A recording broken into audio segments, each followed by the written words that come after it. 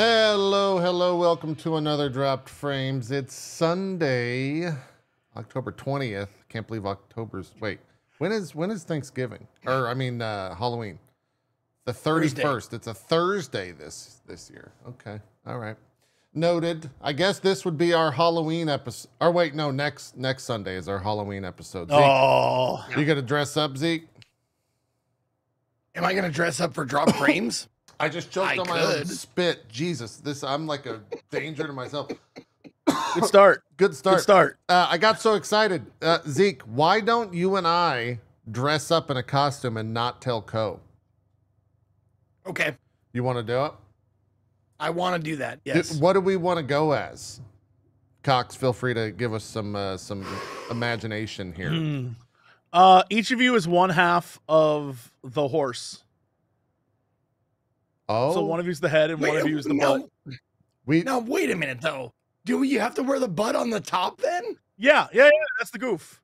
Is one of you's the head and one of you's the legs, but you're wearing the legs in the top half, and that's it. Done. You can open like a butt flap and stick your head out of it. Yeah. We could probably do that. That's probably doable. Amazon's probably got something like that. Oh, yeah. I'm sure. But here's the thing. Here's Zeke. I bet you they don't sell that costume as two separate pieces. Oh, no. You both buy the full costume. Yeah, we're going to have to spend extra money to buy the full costume. Is what's the good news is when you hang out, you won't have to take your half on the trip to go hang out. Like you can just one can bring it. Then we have a whole other horse costume to it's a backup. You never know. You could wear that costume out by how much you use it. You're right. That's true. Zeke, we don't have to do it. Have a backup. I asked Jesse for the imagination, not the decision. We're the decision makers. This is our podcast. He has his own podcast where he can be the horse's ass if he wants to. God, I can't believe I'm actually looking this up now. Okay. All right. 2-person horse costume adult. We'll get it. Yeah, I'm sure there's costumes on all over Amazon. If you weren't aware, Co is out this week. He should be back next week. I think he's going to be back to streaming on Tuesday. He's been doing some smaller streams leading up to that, but we got Coxstradamus in his place. How's it going, Mr. Cox? I like that back name. again. Yeah. It's who I am. It's my foresight into the future has helped me guess a lot of game spoilers over the years. Yeah. Hi everyone. Jesse Cox here, back again to disappoint all the Co-fans. Fantastic. See you. That's why we bring you, for the disappointment. For those of you who don't know who I am, in the intro, when it lists off all the guests, I'm the and more. That's correct. So, yeah. Happy to be here. Yeah. Do you know how many times this makes for you, Jesse? Too much, but not enough to get in the intro. Yes. Yeah. However, Zeke, I think a better question is, Jesse, what's going on with the Dodge and Cox podcast? How come you don't invite me? I've been on once, and you didn't invite me back. You've never invited Zeke on. Krendor's been on 4 fucking times. That show's been live for 4 months. First off, it's been a year, almost a year. No, it hasn't. 10 months. It's been out 3 weeks, Jesse. Dodge and Cox has been live for 2 days. And Krender's been on 4 times. Krender's been on 4 times. We're putting in a lot of work. That's what a real podcast does, not this once a week thing. Wow. Real podcast? Wow. 80 times over the course of 4 days. That's how the system works. Yeah. Well, still, regardless, you can't, that's not a boastful thing. You still have never. If you must know, here's how it works. We have a guest, and then the guest is like, sorry, I either A, forgot, or B, can't do it this week. And then we're like, who do we ask? And Krender's like, I'll do it. And here we are. Like, it's really that simple. Jesse. You got to be in our DMs. We're like, guys, I got stuff I want to promote. Can I be on the podcast? Jesse. You got to take the initiative. It's not on us. Wow. I've actually, the funny thing is I've actually done that to Dodger. So again, this whole explanation, just there's something going on is all I'm saying. The Dodge and Cox podcast, I don't know. There's beef. and I got to get to the bottom of it. Beef with you? I would guess. love some drop frames beef. Well, no, Oh it's not my drop God, can we frames. start It's that? I am not. I don't represent drop frames in All this. right, never mind. I don't. No. It's just Drop me. frames are nothing. I don't personal beef. I mean, you haven't invited Zeke either, so maybe it's drop frames. You know what I want to Maybe- see? I want to see a drop frames plus guests that we've had, Dodge and Cox plus guests that they've had, softball tournament, or at least a game. What if instead of softball, it's Would we dodgeball? win? That's fine. Oh, dodgeball, sure. tournament. I'm trying to think if we would win. No, We Oh, no, would. you My would lose. brother, I'm not kidding. Mm. My brother is arguably the best dodgeball player in the world, and that wait, is isn't not he a joke. actually? Yeah, didn't he actually go to the World Championships? I remember you telling me that once Yeah, upon a time. he's been the captain of Team USA dodgeball for 4 years. How do you not talk about this stuff? more Okay, often? so softball seems obscure. awesome. How do you guys feel about softball? I Softball's think we great. should do I'll this play some dodgeball. softball. I think we should do some dodgeball, Jesse. I think You know what? I think we Dodgeball. deserve it. It's a kid's game. Yeah. Ugh. Yeah. Yeah. That's Yeah. stupid. That's a baby game. Yeah. Softball. You know what's weird? Here's a random thing, since that's where this show is leaning towards now. I've on TikTok. Have you seen the latest trend where people are getting tennis rackets and tennis balls and surprising their friends that have their back turned to them by hitting them as hard as they can with the tennis ball from about 3 feet behind them? You seen this? This is the latest TikTok. That's a trend. Yeah, I've seen a lot of this. I've seen a lot of this on TikTok, and I've seen a lot of Bruno Mars and a K-pop star singing a song about apartments. Okay. That's also the latest. No, that trend. sounds Yeah. like Jackass stuff. You know, it sounds like A little like bit, CKY yeah. stuff. Yeah, You know, yeah. is it making a resurgence? Like, is there a new like has somebody like taken the mantle of CKY or Jackass or like the There's not really what a. was it the Dude Bros or whatever? Like, no, they're Swedish or Norwegian or something. Yeah, I don't. There's not really like a CKY or Jackass or anything right now. I guess maybe like prank YouTubers might be in that, but they're kind of just assholes. They're not even like good at it. they're just all a bunch Well, of see, dicks. the reason why I didn't mind like most of no, don't get me wrong, not all of it, but most of like CKY and Jackass is because most of the pranks that they did were on each other, Yeah, and that's fine. Right. Like, yeah, yeah, that I don't mind. I don't like it when people like play like shitty, terrible pranks on other like unsuspecting people. right. I think that's It's not fun. I mean, I don't mind funny little pranks that, you know, that don't hurt or embarrass anybody, but people go hard these days and it's mean-spirited out there sometimes. It's true. People do go hard in the paint. You know, they go hard in the paint. If you can imagine, in the Jackass movie, for example, they had that giant hand and it swung around and slapped them all, and it was very funny. Yeah. It's because everyone there works together, and their whole thing, that's Yeah. their shtick. It would be like if we took the exact same premise and then just went to the mall and did it to random strangers. That's what the vibe is now.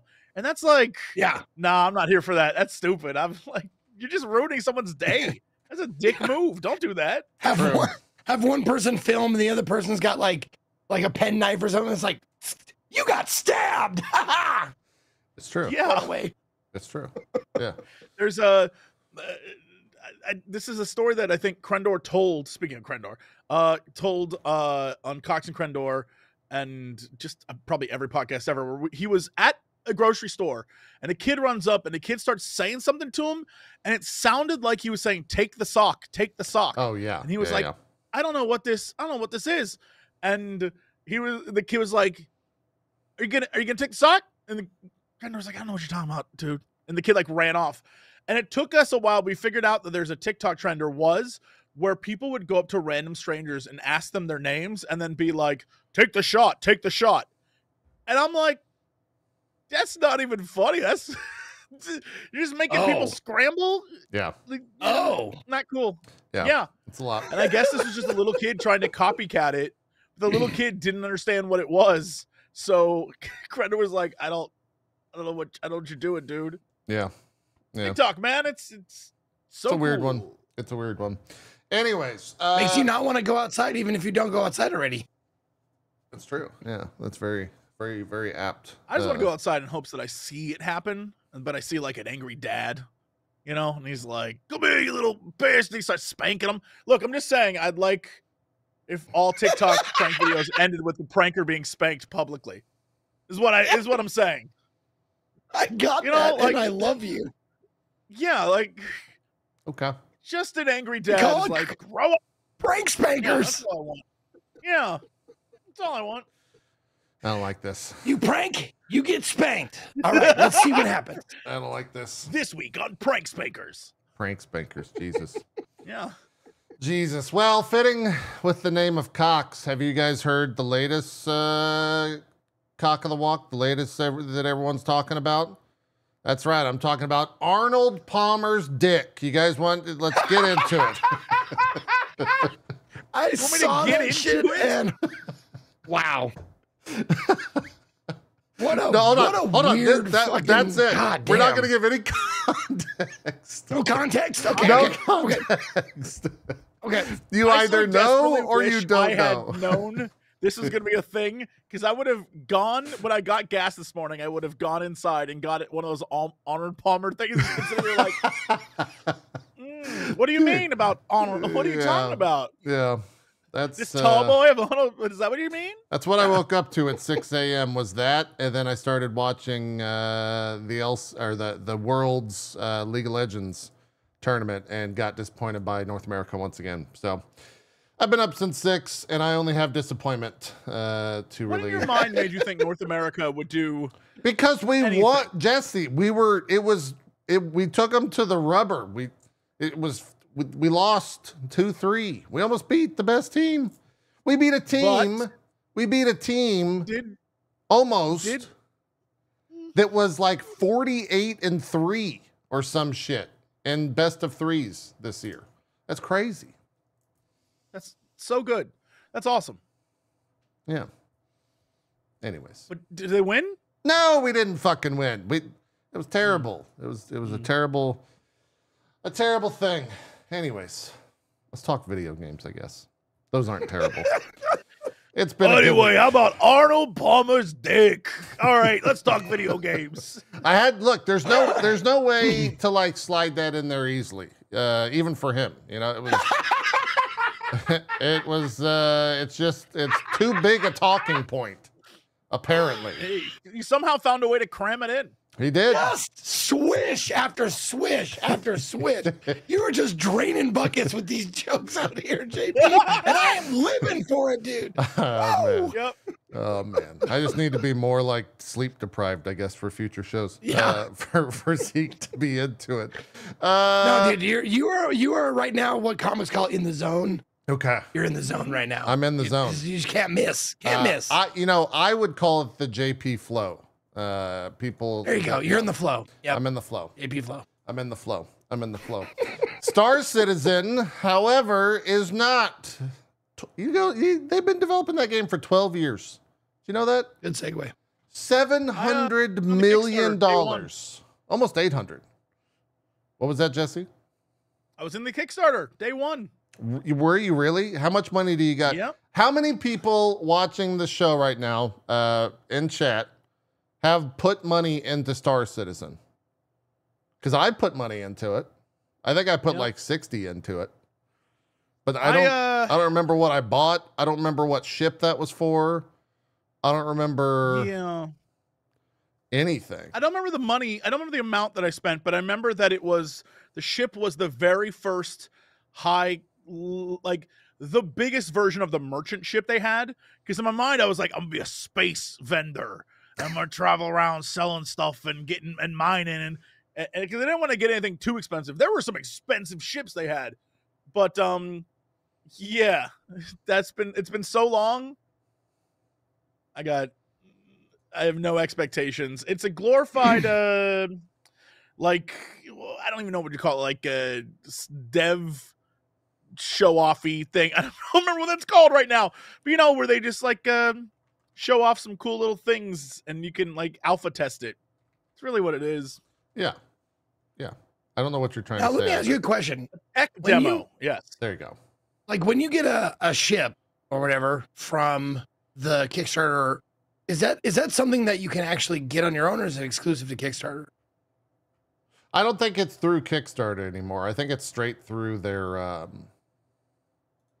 website. Yeah, I think the Kickstarter. Well, whatever it is, done. is it something you can acquire in game, or is it something you have to give them like money for? Chat's saying you can get it in game.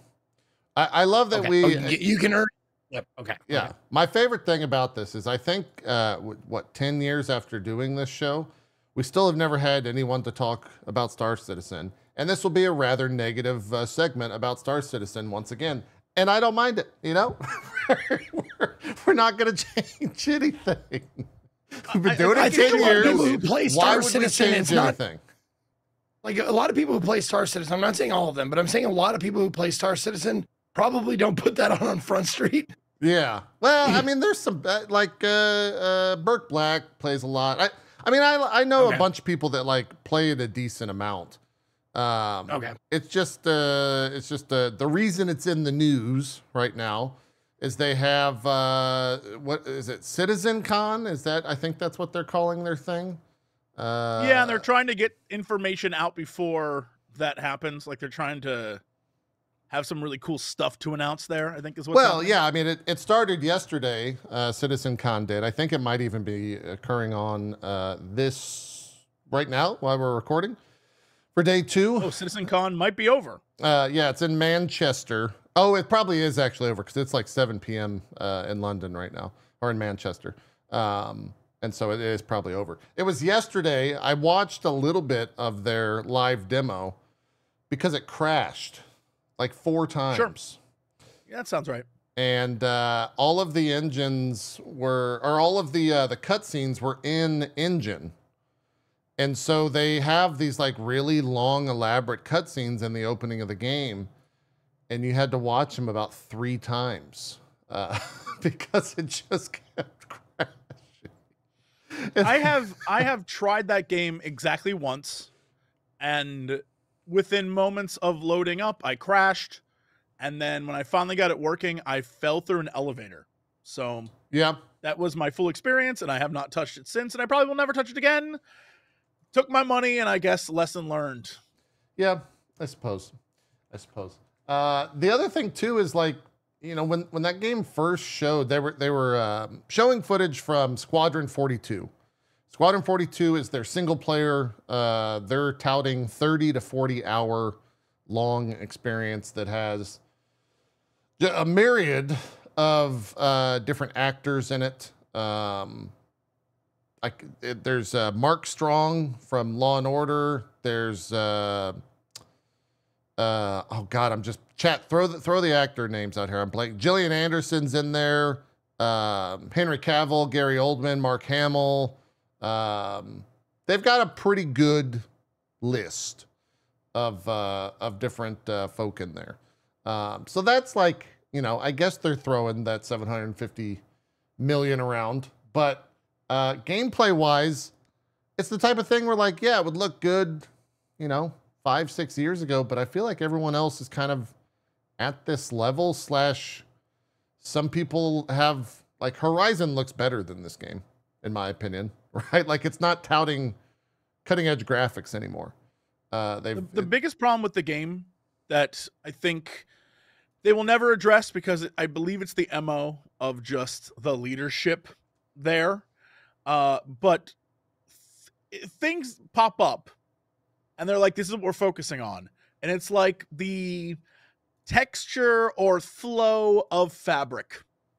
And they'll spend time focusing on that. They'll produce something that's like, look how good this looks. And you're like, okay, yeah, neat, but it's a space game, so I'm not sure why you're spending all your time on fabrics. That kind of vibe. They're all over the place, and it's just prolonging development. And then you'll see on a forum, someone will be like, yo, here's a cool thing you should do. And they'll be like, yeah, that is cool. And then they'll start working on that. And you're like, gang, what are you doing? Make a space game. So Yeah. will we ever see it? I don't know. Well, they're saying now 2026 is when Squadron 42 is going to come out. So we're 2 years out from that, which also is bizarre that like, I saw a game, they announced Arma 4 the other day and they're like, it's coming 2027. Like, well, that's a made up year. We're not even close. No, that's 3 years. From now. Like, it's actually closer. That's a made up year. It's actually closer than we think. It looks like this was actually re-recorded because that work in progress was dead center in the bottom, and the aliens here have subtitles, so it like shows the alien language alphabet or whatever, the characters in Alien, and then it like translates them, but you couldn't read them because work in progress was over it yesterday during the live stream. So you had to kind of, use context clues to what they were actually saying and doing. But yeah, you can see all the big name actors. This is like the first opening of the game, or the first hour, I think, of the game. Gameplay wise, it kind of went on a long time with, like most, I guess most games have like a bombastic intro where like some crazy shit happens and like, you're fucking shooting a ton of aliens and you feel like maybe overpowered or something like this. There was like a little bit of boredom when I was watching it. You're kind of doing things too long. You're out in zero grav and jumping from platform to platform for maybe a little bit too long. You're doing some mediocre like shooting of aliens without any flair to it. It's just seems just an FPS at that point. There's a couple of like you're flying some big capital ships, which is pretty cool when that happened. But there's not really any like dog fighting that I remember, apart from just like these actual cutscenes where you're seeing things engaging in ship combat. But yeah, I don't know. It's the type of thing where I'll check it out in 2 years. I don't know how this game has $750 million raised for it. That eludes me. I guess maybe the Roberts space industry or whatever carries a little bit more value to certain people. But for me, I was kind of just watching the whole thing thinking like, what are we doing? Like, what is it? I was trying not to be so negative because I'm always so negative about this.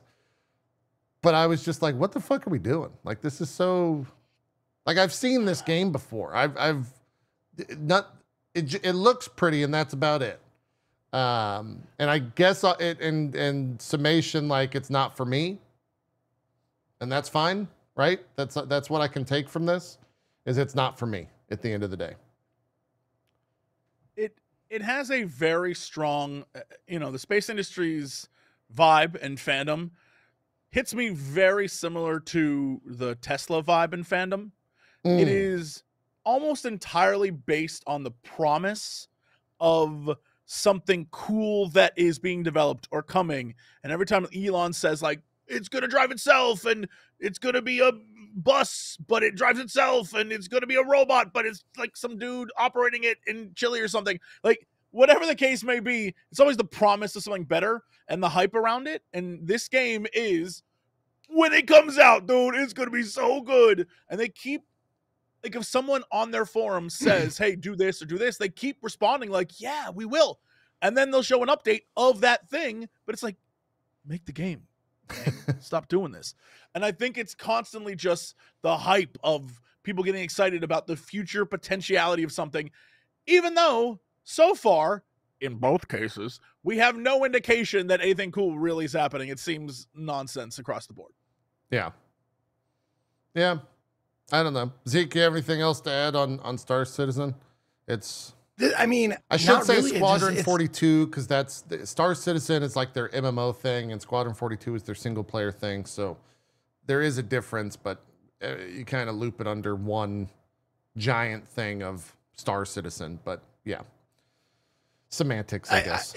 Every time I go past, like, I have a couple of people I'm following that play Star Citizen every once in a while, and I'll like scroll past or tune in for like, a couple minutes. Every time I see it, they're just sitting on a menu. Like they're not actually doing anything in space. They're just like maintaining, upgrading. They're not adventuring. They're just looking at words on screen with numbers and all that kind of shit. They're not like doing stuff. And in my games, you know, like I looked at it and I was like, do you ever do stuff in this? It takes a while. Yeah. That's the game I want to play, is the do stuff game. It takes a while to get things started for sure. Obviously we don't have context for the full game, right? But it's a weird start, the footage that we're seeing, where it's a game about squadrons. It literally is called Squadron 42. There's a whole idea of you're gonna do dogfights, like just based on the information available.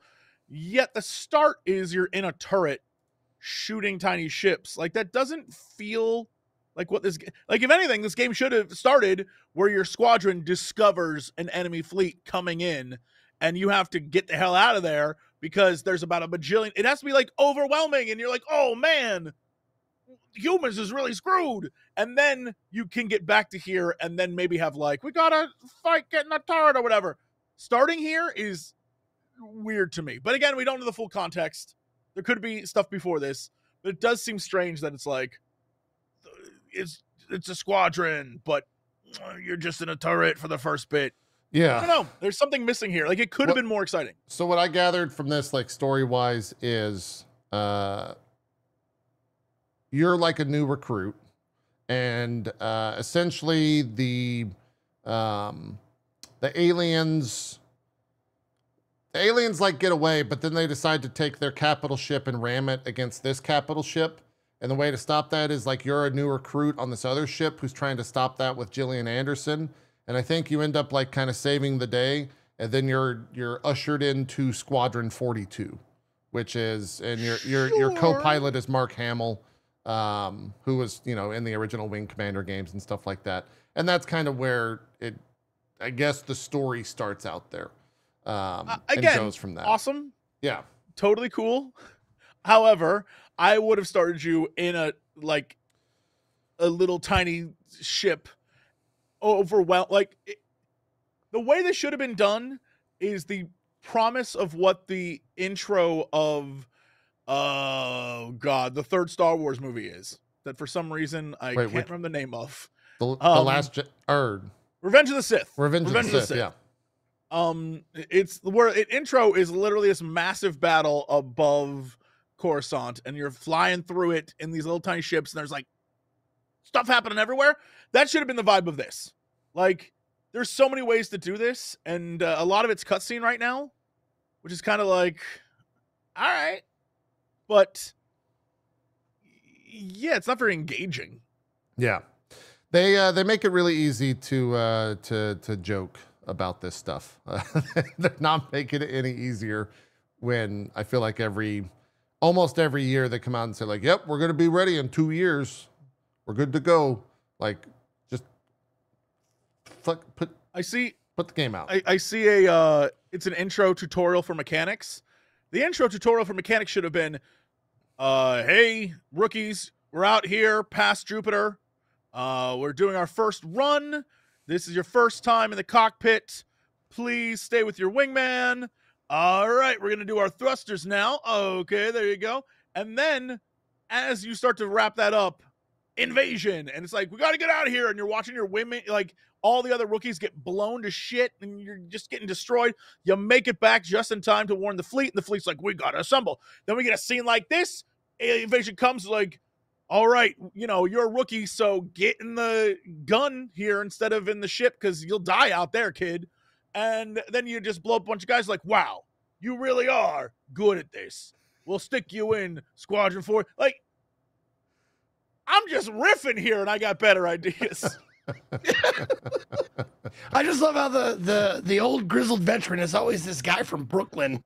Yeah, always. Hey, you damn kids. Always. Yeah, get in there. Get in. Put yourself in the cockpit. Yeah. Go ahead. Yeah. Yeah, fire your laser guns or whatever. That's right.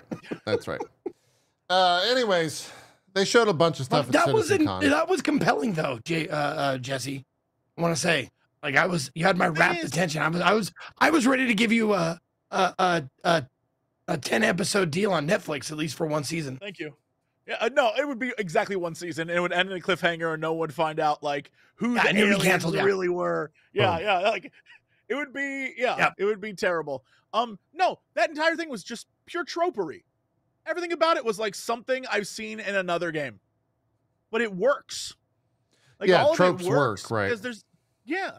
And I don't know, like this is neat, but I don't It's know. This pretty. is this would be my first experience. Yeah, it looks nice, but it has the same vibe, just poorly executed as the remake of Wolfenstein, the first one, New Order, I think it was. Yeah. Where like literally you start out in the plane in World War II and you're shooting guys as you play, then your plane crashes and you start actually playing Wolfenstein. But like you can do it, it's been done before, but it has to be overwhelming and make you feel like it's, you cannot win. And this just looks flashy and beautiful, but I have no sense that this is like the last stand of mankind. Will we ever win? It feels like they're trying to go for the beginning of Mass Effect 3, but just not. Yeah, the reverence isn't there for it yet. It might be there for the fan base though, because I did see like fan base was pretty into this after they got past all the memeing of the crashes and whatnot, and restarting the demo yesterday on stage. So, hey, if at the end of the day the fandom gets what they paid for, then sure. Well, I was actually gonna mention that like, do you think there's a part of them because they go like, when we release this, people are gonna go like, 750 million for this?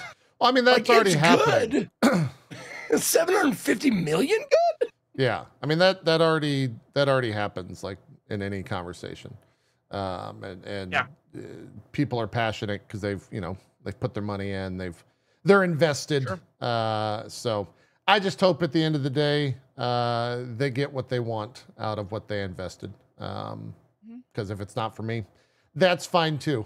But and also like I gotta wonder, since it's been so long, like how much money of that have they spent going like they have to keep up with the graphical times? Like how many times have they had to overhaul the whole fucking thing because technology makes shit Apparently better? at least once. At least once that's happened. Yeah. There was an article, I'm trying to see. Well, I guess it's probably better not to mention it because I don't remember the actual. I saw an article yesterday that was like, yeah, they don't really have there's not really a plan. For all of that sounds this. right. But I don't know the context apart from that. And that's really gonna like rustle the the fan base when I say something like that and then don't give any context. So maybe it's the concept of a plan. Yeah. I honestly picture like the room of the higher ups, like all sitting together having a meeting, and the boss is never there. And then some brave person from the meeting goes like, draws a short straw and is like, all right, I'll go ask the boss when we're gonna release. And they open the door and it's just cobwebs and like a skeleton like sitting in the back of in the chair. It's like, don't tell anyone. And just close it and walk back away. Yeah. By the way, this entire time we're still in a like fucking turret sequence. It's kind of crazy that they're still doing. That's what I'm saying. Like it's kind of wild. It's very slow for the intro of a game, and I guess maybe that's the point. Maybe that's the idea is it's setting the vibe for the game. I don't know. Yeah. It's a strange thing. I felt like everything that they did, by the way, and the footage they showed was like, it overstayed its welcome. It seems like all the different elements that they tried to throw in there the segments were a little bit too long for my liking. So, whatever. So you're telling me what I'm seeing, like what we've been watching is not just like a longer than average GIF that just keeps going. No, it's an oh my God, what? So that goes on for another 5 minutes. And then eventually towards the end, you get like some FPS stuff. They show you to like walk around and crawl around. And then that goes on for about 20 minutes. And then at the end, you meet Gillian Anderson and you got to like defend her from some aliens on a ship. And then, oh, that's right. Sorry, I forgot. In the demo that they showed live, I didn't actually get to see what happens here at the end, because the demo they showed live, Gillian Anderson asked for your gun, and the person the character went to go give her your gun, and she grabbed the gun and was just like this with nothing in the air, and then the screen just faded to black, and that's how it ended. So I don't actually know what happens at the very end. So I would actually kind of like to see how this goes. Okay. I guess Jillian doesn't make it.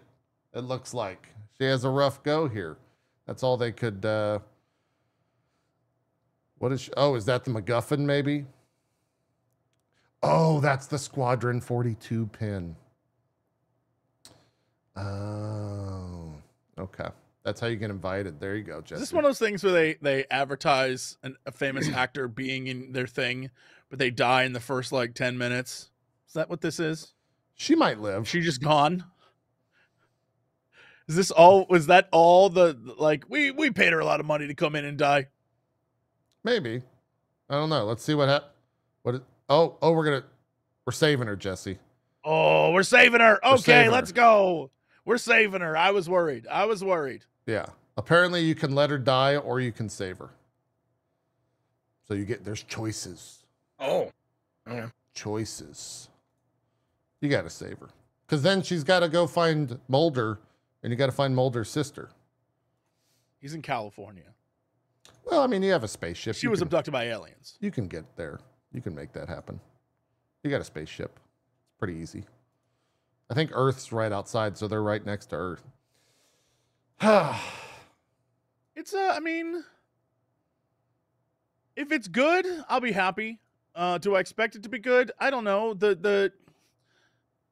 I'm not sure how accurate the lore is, but I'm pretty sure that Chris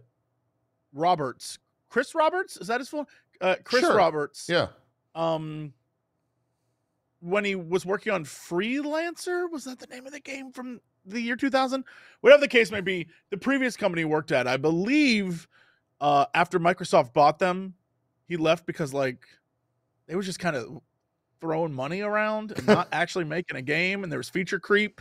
And like if you do the research, give it a look, because I'm pretty sure that's the legend. Is he just like is known for squandering cash on, you know, the stupidest stuff. Gotcha. So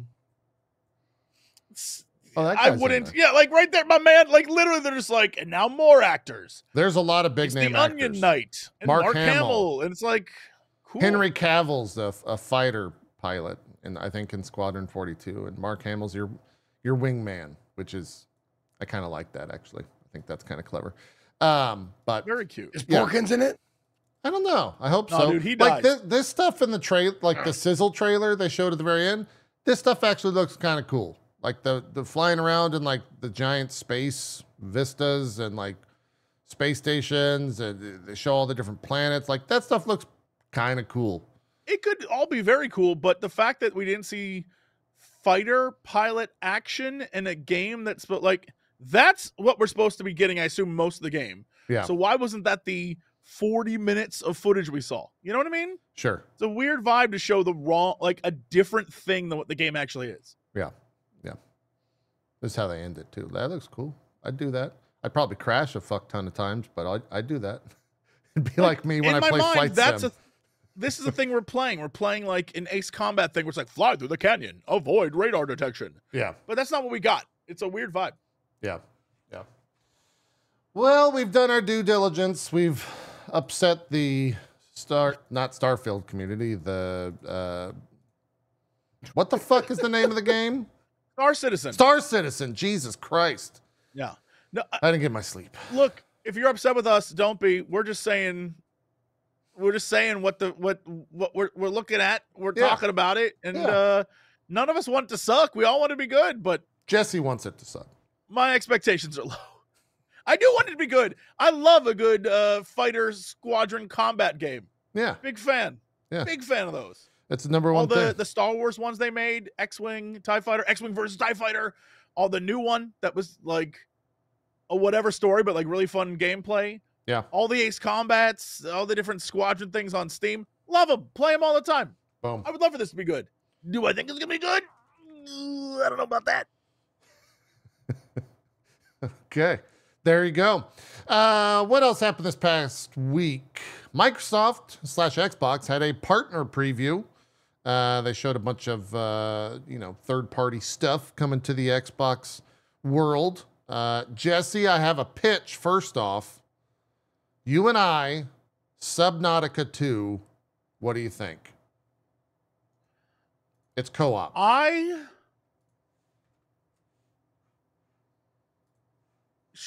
All right, I'm going to say sure, but I want you to know that I was going to say I'd rather be kicked in the balls live on stream. Pick Then I one or the other. realized- Yeah, no, I realized that this would hurt physically less than that. So, True. Yeah. What have you seen this trailer? no, I've not seen this Okay, trailer. watch this trailer. Let's get some first reactions here from like old this. Jessam Cox. And Why? it's fine. Why? It's fine. We don't need not sound fine. chat. We got You subtitles. went into the dark zone. You don't go in the damn dark zone. Yeah. Well, it's Is this guy gonna get eaten by a fish? No, man. Nope. That's the co-op partner. This is how they announced co-op, and Is this canonically? What's the? So I played the first one, and I didn't want to play the first one, but I did. Did you So finish I it? know there's a story to it. Yeah. Did you finish it? Canonically, is there a different? Oh, I don't know. We didn't really get too many like story developments here. We did get whatever the hell that is, though. That giant kraken Sort guy. of alien octopus squid. Yeah, yeah. They said it's going to be, I think, 2 to 3 years in early access. Oh, well, no. We should play it when it go. We should play it when it's officially released. Like we shouldn't do early access, JP. We should wait a couple years. I mean, like we should wait some time. You're just hoping I forget. What? No, I just think we should wait till the game's fully released. There's no reason to support early access because, like, we'll just end up playing it all over again at release because we love it so much. Okay. All right. I can't wait.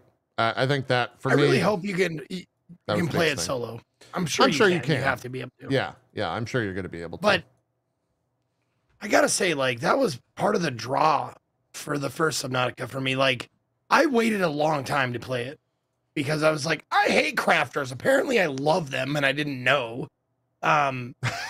So I know it's weird. I was like, honestly, this seems boring, and then I found myself like playing Valheim and like V-Rising and all this stuff. Like, I guess I love them. I was wrong the whole time. honestly, So that's I picked up Subnautica. yeah, that's a played all the way fantastic through it. thing to discover. To be honest, like you're It is. It really is. yeah. I picked up Subnautica, played all the way through it, and part of the draw for me was the feeling of solitude and like I don't, I'm gonna spoil Subnautica. It's been out for a long time, but it's still, if you have yet to play it, play it. Yeah, the feeling of like I'm alone, I'm stranded, like that just added to everything. It's like, you got to do everything yourself. The co-op thing, I'm wondering because I didn't play Below Zero because I had too many reports coming back like that it's nothing like the first Subnautica. It's a little different. I mean, yeah, it's like it's more lighthearted or something. Like it's less like well, perilous. there's also a bunch of like land stuff and their not Subnautica 2 thing. Yeah. that they put out. But yeah, it's still good. But yeah, so like I mean I'm sure it's still fine, but it's like I got enough where I was like, man, I don't need to play it. I got all the other games to play. Yeah, like the whole co-op thing where you got like a friend helping you build like I'm like I just hope that if so, like if you are, if a AI co-op partner is foisted on you, that you can just leave them at the base or something. Sure. No, I get what you're saying. I do think from a business point of view, having that game be co-op is pretty genius because people like Jesse, who would never touch it solo, will be much more interested in checking it out because they can have a buddy to traverse the depths with. So that's smart for them to do that. Also, like co-op games when it comes to the building stuff, that's some of the best, the best stuff out there is when you can invite people into your world and help you build stuff. I'm kind of curious how they go about it and what do you do that's different, right, than Subnautica 1? Is it like a bigger tech tree? Is it a different tech tree? Is it still the same thing? What do they add to the game that warrants, a Subnautica 2? Because I'd be okay if it's kind of just more of the same, but I would really love to see them iterate on the whole thing.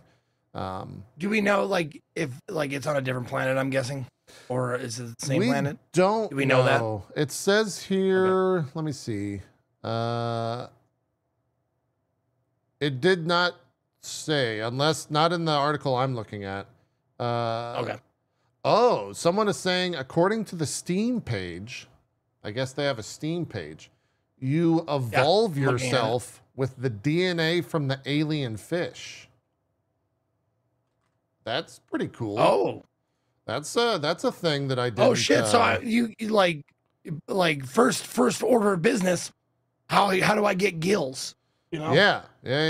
So in the About This Game section, it says, new world, new adventure.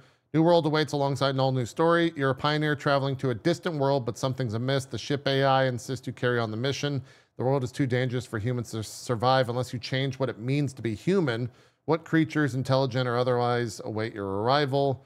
Explore with friends, craft submersibles, tools, and bases. Uncover diverse new biomes. Study mysterious life forms. Learn about the world. Evolve your genetics to adapt your body for survival. Awesome. So that's great. I'm on board with that. Survive terrifying depths, and then about the team and early access development. It'll be an active development release. May encounter bugs. Blah blah blah. Join us in early access and help shape the future of Subnautica. So. Yeah, shout out to Chapter. No, I didn't know that was how. I didn't know they were going to do the DNA splicing thing. I'm on board. That sounds dope. Yeah, I agree. Yeah, and like you, I'm not champing the bit so much that I won't wait for 1.0. I don't. I'll skip the early access. Yeah, I mean I'll wait until 2027. Sure, ready. Those games are always best if if you're not 100% sold. Early access is great for that, but waiting for 1.0 is always I did that with Satisfactory, and it was well worth waiting. So yep. Yeah. Speaking of that, I just had to walk by my wife was off work and she's sitting at the computer, and I had another moment where I was just like, God damn it! She's like, Hades just dropped a huge update. Yes, they did. You fucking stop! Don't tell me about that. Yeah. Just tell me if it's 1.0 yet. Yeah, Hades 2 did drop a big waiting. Update. We'll talk about that in just a sec. Jesse, let's get to some stuff that you do like. Alan Wake 2, The Lake House, drops October 22nd. That's this Tuesday, 2 days from now. They put out another trailer for that kind of expands on what they already had out there. But we're going to the FBC. I can't wait. It looks so spooky. Yeah, I can't wait. I'm ready. I think all of us will probably play this. Like Zeke, you're interested in Alan Wake, right? You weren't, I think, the biggest fan of it compared to Jesse and I, but you're still on board for the DLC, right? No. In the Remedy verse, I'm definitely more Control than I am Alan Wake. Okay, for sure. Yeah. But yeah, I liked Alan Wake. Yeah, it was. I think it was. It still made my top 10. Yeah, but it just wasn't number 2 or 1. Right. It's. Is it now? This is DLC. Yeah. Yes, it's DLC. So there's basically like an FBC laboratory somewhere on. Yeah, and you weren't allowed in it in the forest, original. yeah. You keep walking up to it, but it was sorry. Right. And so this is you can finally go in, but you play as the FBC agent from Alan Wake 2 rather than is that Janina? it's Janina, yeah. Yeah. I forget her last name. But she's Venkar? I think so. She's been in a bunch of stuff. think. Also, this scary fucking shit. Yeah, dude, I'm so excited. This is gonna be awesome. It looks proper as I'm- fuck. this Yeah. this is definitely more like, well, it's more control than it is Alan Wake, it seems, and that's good. I'm in. Yeah. The very, way that very this- much.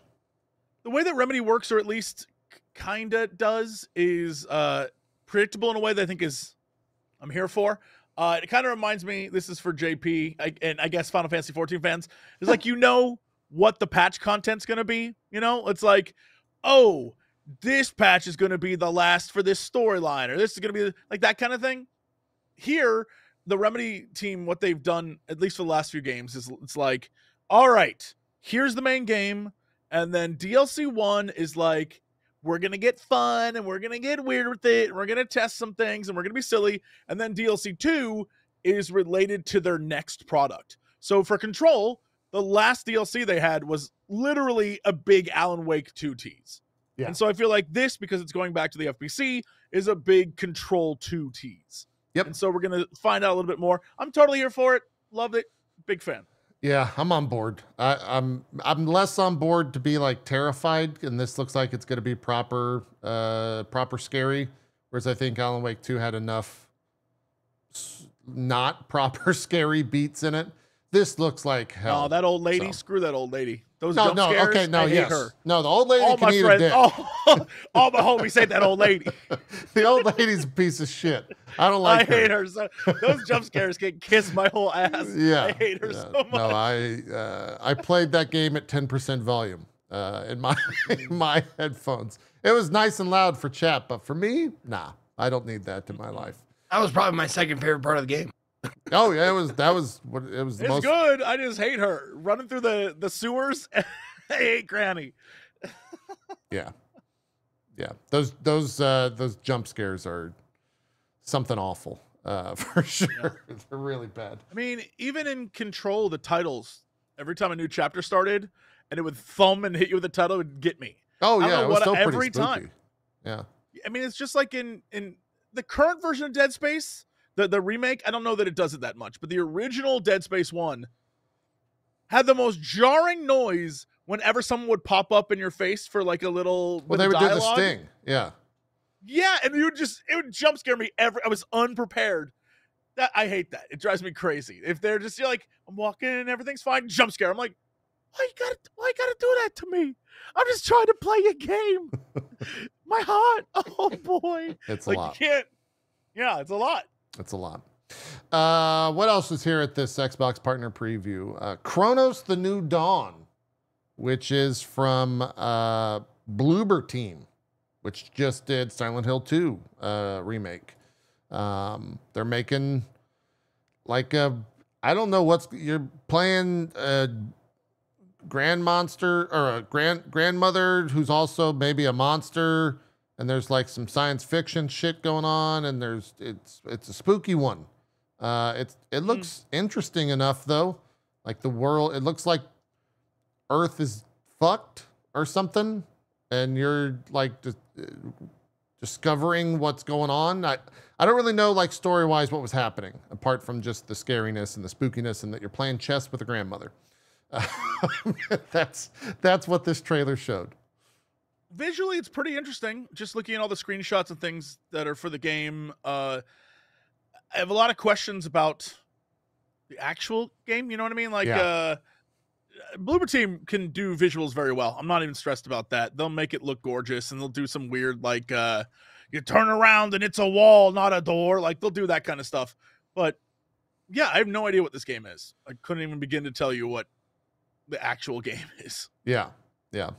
Well, it's called Chronos: The New Dawn. Bloober Team also is in the news because of that like I don't know if that's the key art or what that is, but that looks badass. The thing is, I played so many horror games this past week for Next Fest that all this imagery I've like You've seen experienced it. in games that I just played a bunch of demos for. So it's like none of it's too crazy right now, but I am curious what this is going to be because it could be very good. Yeah. Yeah. Bloober Team in a interview with GameSpot basically came out and said that they are done making, quote, shitty, end quote, games. He said they want to find their niche, and we think that we found our niche. They pretty much just like admitted that some of their games in the past were quote unquote shit, which I'm kind of into that, right? Like I like that they're just being honest. There's something redeeming about that today. It's weird though, because they're, started as an indie studio, made a very popular horror game, and then we're like, yo, we can make more money if we do these other games. And it feels like they tried and failed. I don't know that I would, be like, yeah, you know what? We suck. Like, I don't know. Well, no, it's nice to see some honesty. Yeah, we sucked, but now we're going to not suck. Yeah. No, I get it. But it has the same vibe of like Domino's saying, hey, our pizzas are good now. Right. Yeah. It's like, honesty kind of works sometimes. The full quote is from the co-director Jacek Zyba, I guess is how I'll pronounce that. He says, quote, we want to find our niche and we think we found our niche. So now we just let's evolve with it. And now that happens is more complex, but it also happens organically in a way, like with 2016's Layers of Fear. People in our studio were like, okay, we made some shitty games before, but we can evolve. We gathered a team that loves horror. The other co-director, Wojciech Pijko.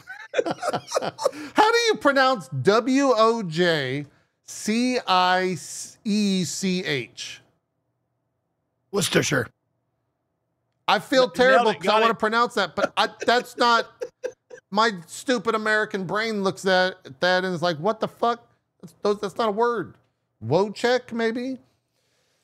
Anyways, I think it would be easy for us. It would not be easy to switch to other genres, and we don't want to. So, cool. Silent Hill 2, obviously doing very well. People seem to love it. Has a Metacritic score of 87. So it looks like they can make at least remakes of scary games. I think Layers of Fear was pretty wildly liked and successful. At least the first one.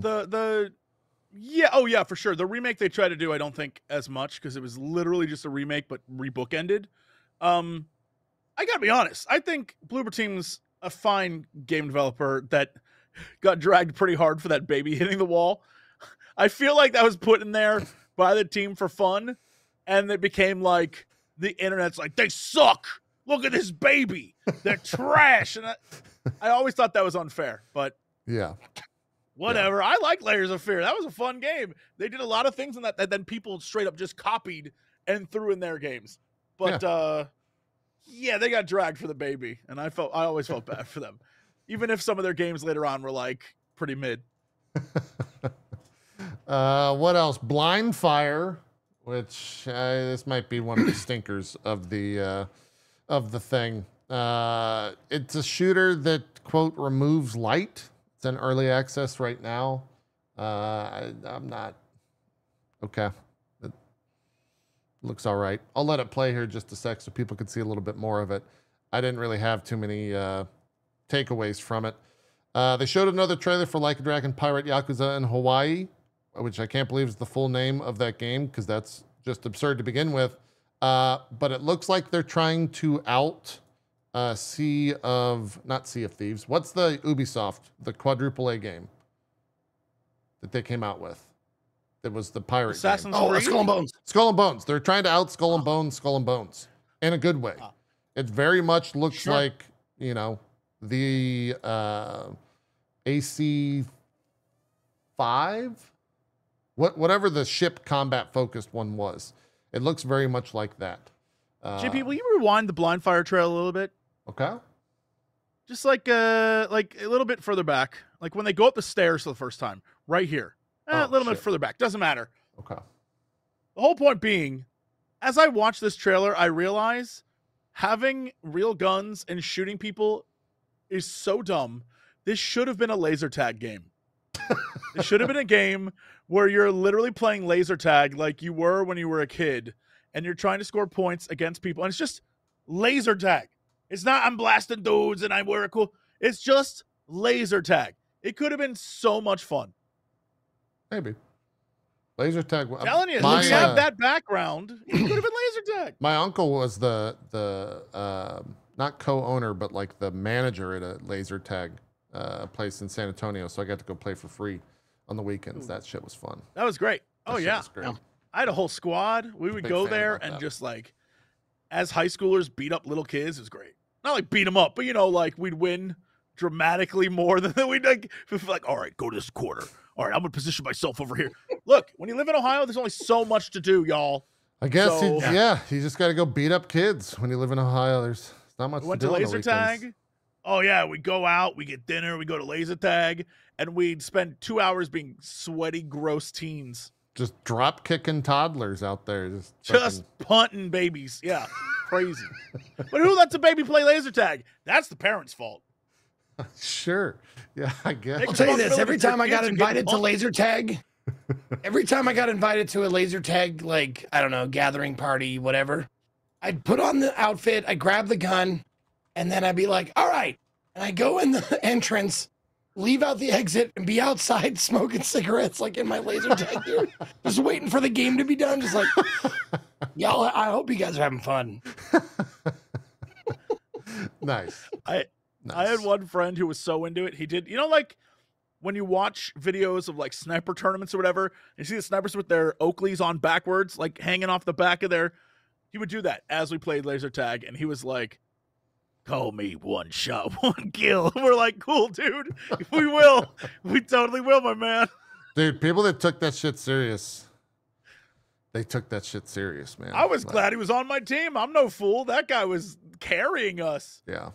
He was great. He was so good at it. It was crazy. We saw another trailer for Mouse PI for Hire, which is basically Mickey Mouse crime noir mystery shooter. That'll be out in 2025. Animal Well was there. The only reason that, Animal Well's a great game. It was significant for me because Donkey was narrating the trailer.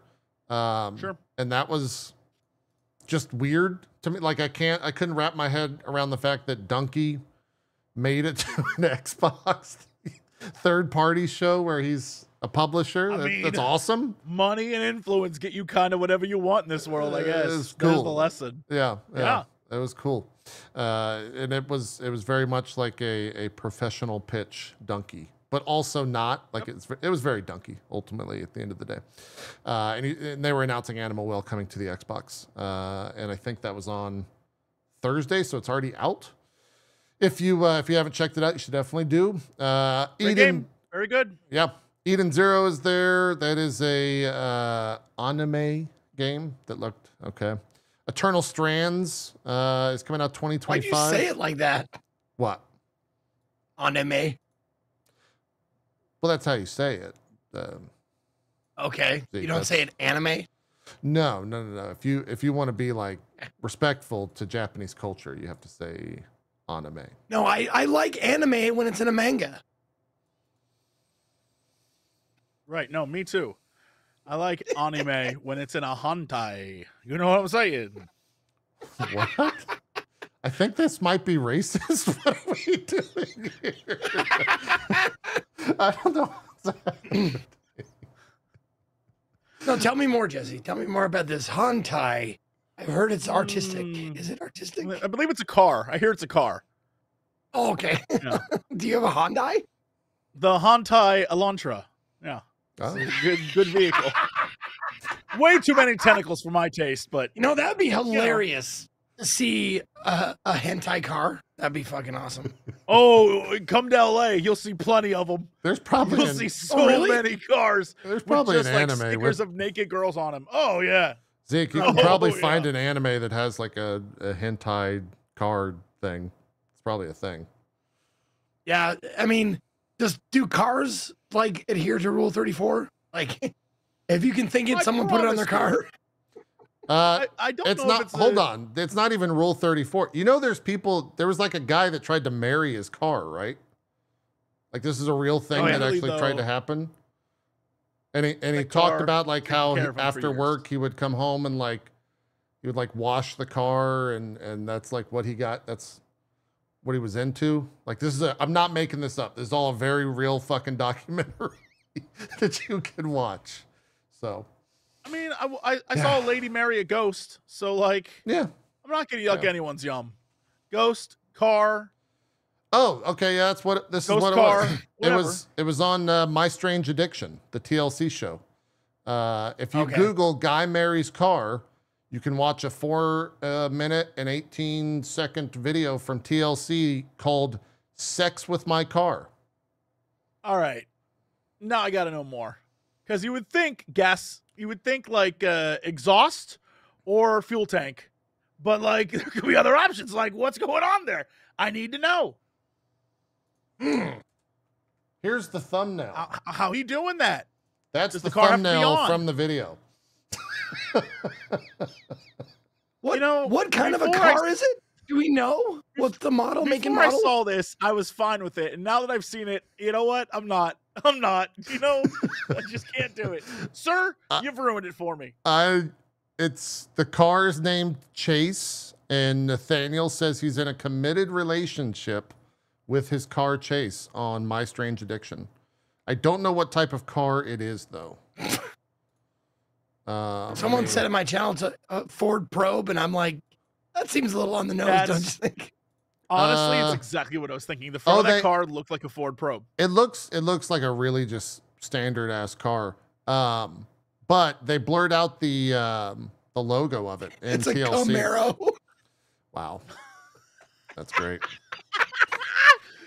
That's And you great. practice carnalingus. That's great. What year is the car? Well, it premiered in 2012, so whenever that was. I don't know. Anyways, that's a thing. How do we get on this topic? It's not actually. Oh, God. Never mind. What are Oh, people no, gonna sorry. say when he trades in his wife for a newer model? I don't think he ever will. He's got to keep it forever, Jesse. I don't think that's gonna happen. He's gonna try. They showed. I think that's gonna happen. By the way, that image was on one monitor full screened, and I just forgot that it existed, and it jump scared me in my own room. Eternal Strands was shown. This comes out in 2025. There's a lot of like environmental things happening in here. It looks fine. I don't really have any hot takes on it, but you can do a lot of different things to different enemies in the game. That seems cool. They've got if Zeke or Jesse, if you're interested, I got emailed about this saying that they have a creator demo if you want to stream it. So if this is something that looks interesting to you, you might be able to play it. But yeah, it's kind of. Is it just action adventure, or is it open seems world? it. Is it? It seems action adventure. Yeah. I'm just wondering if there's like crafting or something in it. Like I don't know. I mean, you got pad different out the armor time. and stuff. Yeah, you got different armor. Okay. But their big thing is like, using the world is your weapon, as it just said. So it showed pretty I think cool. that's actually, that's really neat that there's like a fun little gimmicky mechanic here. I think I'm totally down for that with video games. Yeah. Absolutely. Visually it looks kind of like it's a game called Phoenix Rising. I think it has From a Ubisoft? style to it. I think that was that Ubisoft? Whatever, maybe it was EA. I don't remember which one it was. You It talking has a about Dauntless, visual, maybe? it's very similar. But I could be just remembering wrong. I don't know. Might be. You might be. Next couple of games, Mistfall Hunter, which is a Souls-like, which I was kind of like, whatever. It looks like every other Souls-like in a lot of ways. But at the end, they dropped that it's an extraction game. So it's an extraction Souls-like, which kind of piqued my interest a little bit because I haven't experienced that yet. It's two genres people enjoy, crammed together. That's game dev 101, man. Yeah. And the fact that it's not an FPS, so like I don't have to play up against fucking super sweaties. Uh, at least not initially. I'm sure there will be sweat lords in a Souls game or a Souls inspired game down the line. But yeah, we'll see how that goes. Like, you know that gif of like Grandpa Simpson like walking in and then grabbing and walking back out. That's exactly what my brain did. I was like, "Ooh, Souls like. I like Souls like." Extraction. Okay. I'm gonna go. Fantastic. What else is there? Phasmophobia was announced that it's coming to Xbox on October 29th. There's a game called Wheel World from Annapurna Interactive as the publisher, which whatever happened to that whole thing where like everyone left Annapurna Interactive? Like, how is that? What's going on? I'm with pretty that? sure this might be the last one we're gonna get from them. You think this is Yeah, the I was last gonna say game? this could be like their swan song that was already in production or whatever, and they just gotta, this is a loose end they gotta tie up. Huh. Perhaps. Yeah. Okay. Yeah, because But that's there's Annapurna, the game dev team that's gone. But Annapurna, the studio that has money to produce stuff, is still there. So I don't know. Oh what yeah, maybe true they're not effect it's making gonna their own have. games, but they're still publishing. yeah, they're still publishing. Maybe. Yeah. This is a bike-based adventure game, Zeke. What seems like to be a little mystery as well, and it'll be on Game Pass. Not the worst stuff. Legend of Baboo, Baboo, B-A-B-O-O. Did you see one of those? It was a one of man. those- That 'cause was, you that could- was a man. Yeah, it was a man. A bent over dude was the frame for the bike. There he is. Oh, you just passed him again. There he is. Huh. Ride. And you're gonna try and get it. Bless your sweet soul. Guys, we need to see the man. There it It's is. less We a got man him, and more of baby. a headless body. He looks like a Mustari, Jesse. Do you get that reference, Jesse?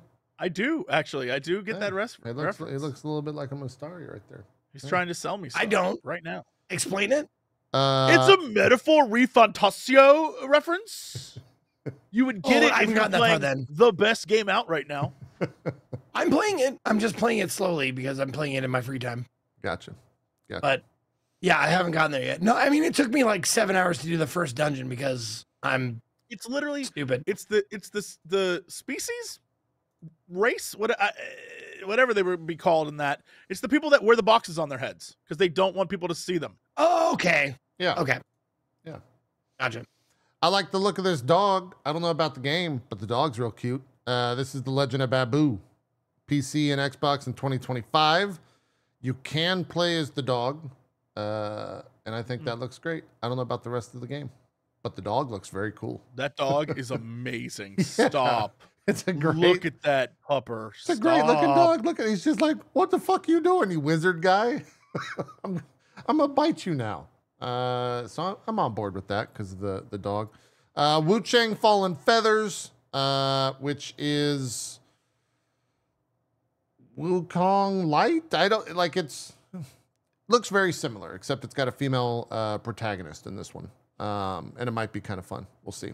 And then the big, like, I guess big thing that was there that a lot of people are talking about going back to the world of Control is a game called FBC Firebreak, which is a multiplayer first-person shooter coming to PC and Xbox Series X in 2025. It's a 3-player cooperative shooter set in Control's Federal Bureau of Control, as you are trying to save the headquarters.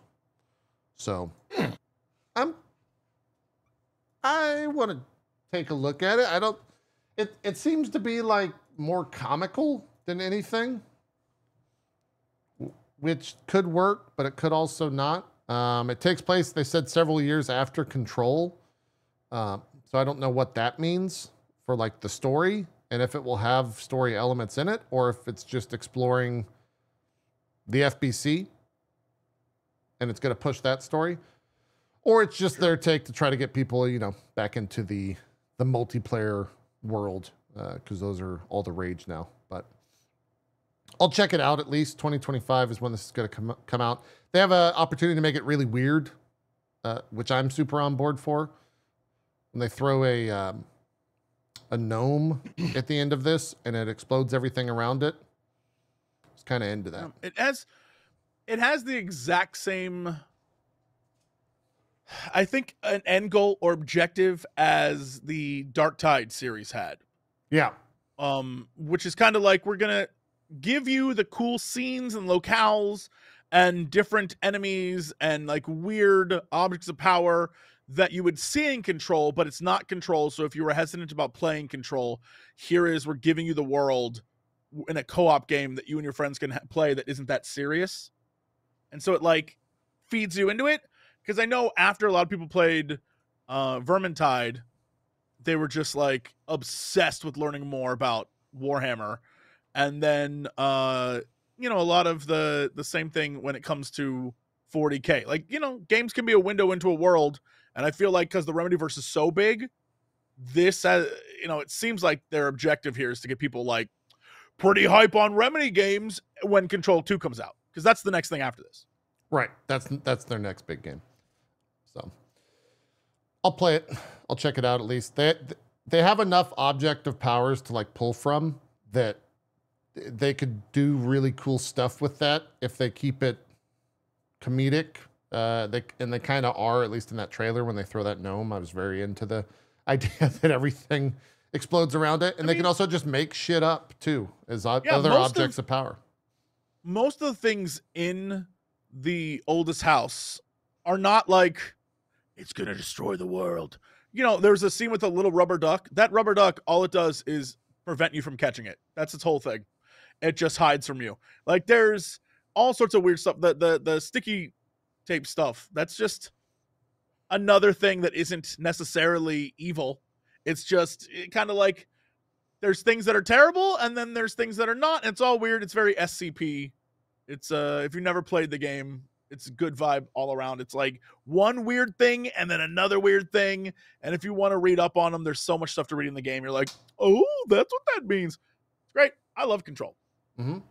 Well, not only in the game, there's like, I don't know how many years ago Control came out, but that was my first taste of like the world of the SCP stuff. And I had no idea how much I had to catch up on. Like, there's so much lore. Endless amounts. It's insane.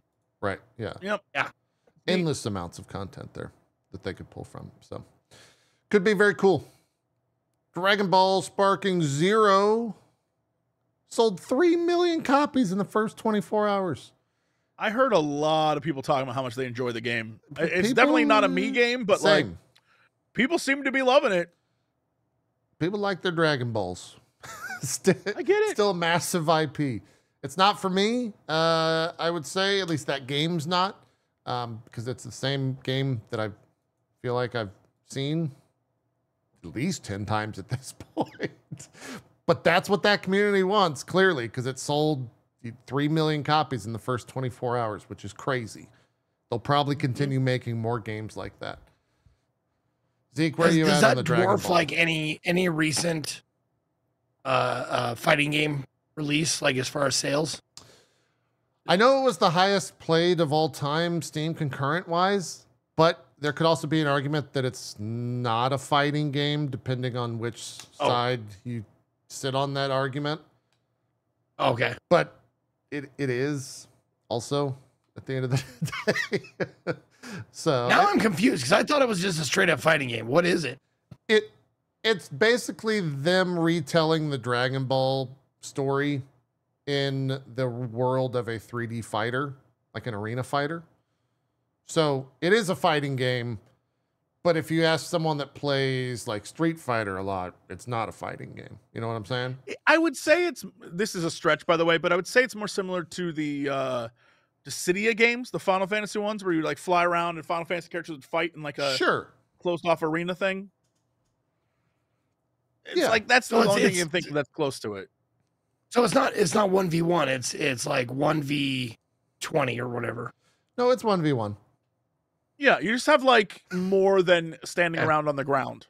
You could fly and you could like power up Yeah. and go Super Saiyan 1 through 4 and Super Saiyan, Super God Space. Gotta get that blue hair, Goku. dude. Gotta get the blue Yeah. hair. Yeah. No, like seriously, like you just described like a fighting game, but with more steps. Sure. That's what it I'm feels like. trying I to mean, think of if it's- something that you're passionate about that this would be. It's It kind of the gives you the freedom conversation to between live what's the indie fantasy. and not. You know how you have like everyone's got an opinion on what makes a game indie, Zeke? Kind of the same Sure. thing on if this is a fighting Okay. game or not.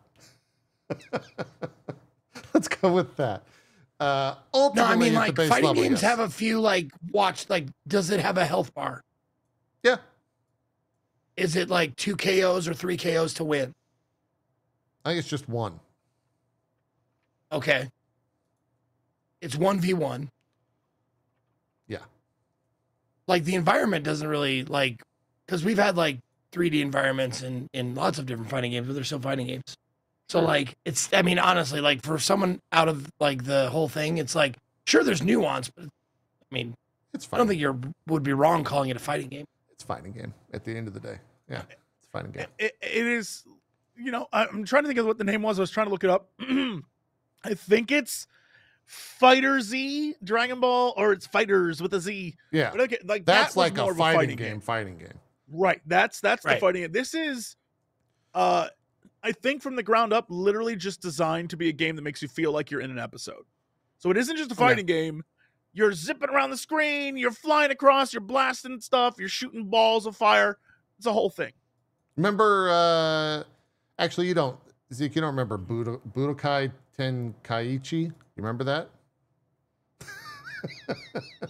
No, sir. You know, Zeke loves You know- Budokai You know what Budokai, you know about that Budokai Tenkaichi. Tenkaichi? Nope. Oh, wait, did you say Budokai Tenkaichi? Budokai That's all- No. I remember that one. Tenkaichi. You know what I'm No, talking he was about. talking Ah. about Booty Kai. Yeah, it's a different Dude, name. that's just kind of fun to say. Budokai. Booty Kai. That's got to be a streamer, right? There's got to be a streamer there called Booty Kai, right? Shout out to them. I hope you're doing well. There you go. There you go. Oh, man. What else happened? Spider-Man 2 was announced for the PC, which pretty much, I think it was already kind of soft confirmed or confirmed by the devs, but there's no DLC coming for that game. Probably going to just be Nope. focusing on Wolverine, which, sure, fine. That's great. That'll come out in, was it February? What's the release date on that? January 30th, 2025 for PC folk looking to play Spider-Man 2. I'm sure that game will look very, very pretty on the PC because it looked very good on PS5. And I'm you should check it curious, out. like, how come it was such a big deal that they announced like that? It's like Spider-Man 2 is coming to the PC, but they also always have to put no new content. Like, why is that such a big deal? Well, I mean, most people will be like, is there a DLC coming with that? That's just like the follow-up question, I think, is at the Okay. end of the day. They have to classify it. I think also with the other Spider-Man, it had, when the Spider-Man 1 came out on PC, it had all the DLC and then they released Miles Morales as well after the fact. Okay. As a separate title. So, yeah. Chat is saying it's blocked in countries without PSN. So that whole thing's going to come back and probably be review bombed as PlayStation just continues to kind of screw themselves with that whole thing. But, yeah.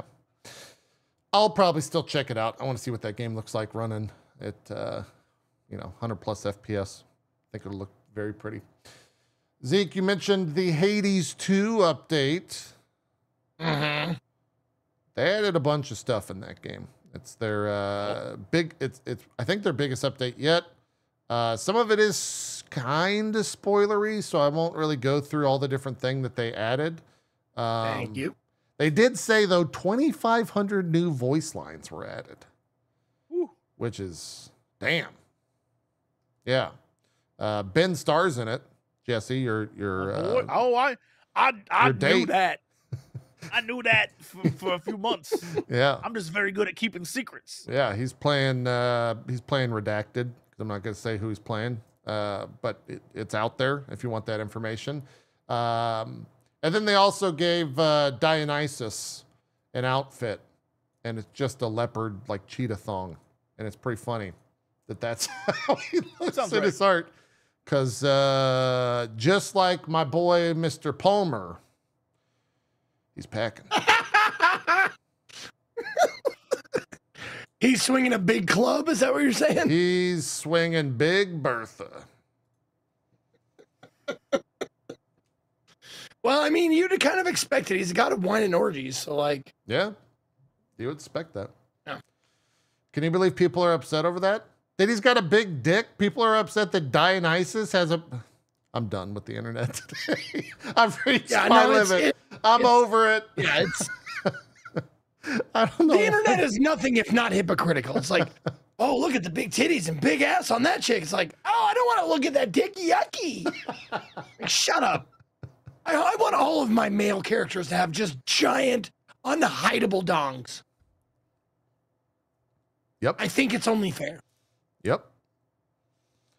I'm And have a little dong cleavage window right there. There you go. I'm going to read what... I've been a saying this little for bit. years. Well, It's hold on. only I'm with you, Jesse. I'm with you, baby. It's only fair. If we have low cut shirts, we got to have high cut pants for dudes. Where like Ooh. you get a little ball cleavage. You know what I'm saying? Like it kind of pokes Yeah. out, like boop, like Yeah. boop, and he can walk around, and it's not full ball, a little just little ball cleavage, and everyone can see it No. because you're showing it off a little bit. Like it's only Also, fair. I don't know about you, Jesse, but I've always been in the camp like I want to be able to say my eyes are up here. Okay, I know my balls are down I there, but would my eyes prefer are up they here. don't. I'd prefer they don't. If I'm wearing ball cleavage, I want people looking at my balls. That's the whole point. Yeah. I didn't go out. No, I dressed this absolutely good agree. for people to be looking here. You know what I'm saying? Yep. Are we good? You want to weigh No, in on we're this, not. JP? No, man. That Yo, was... JP, you want some ball cleavage? That was the dong that broke the camel's back, you know? That was I too can much. cut holes in your pants if you don't want to buy into my new product. That's too much for me.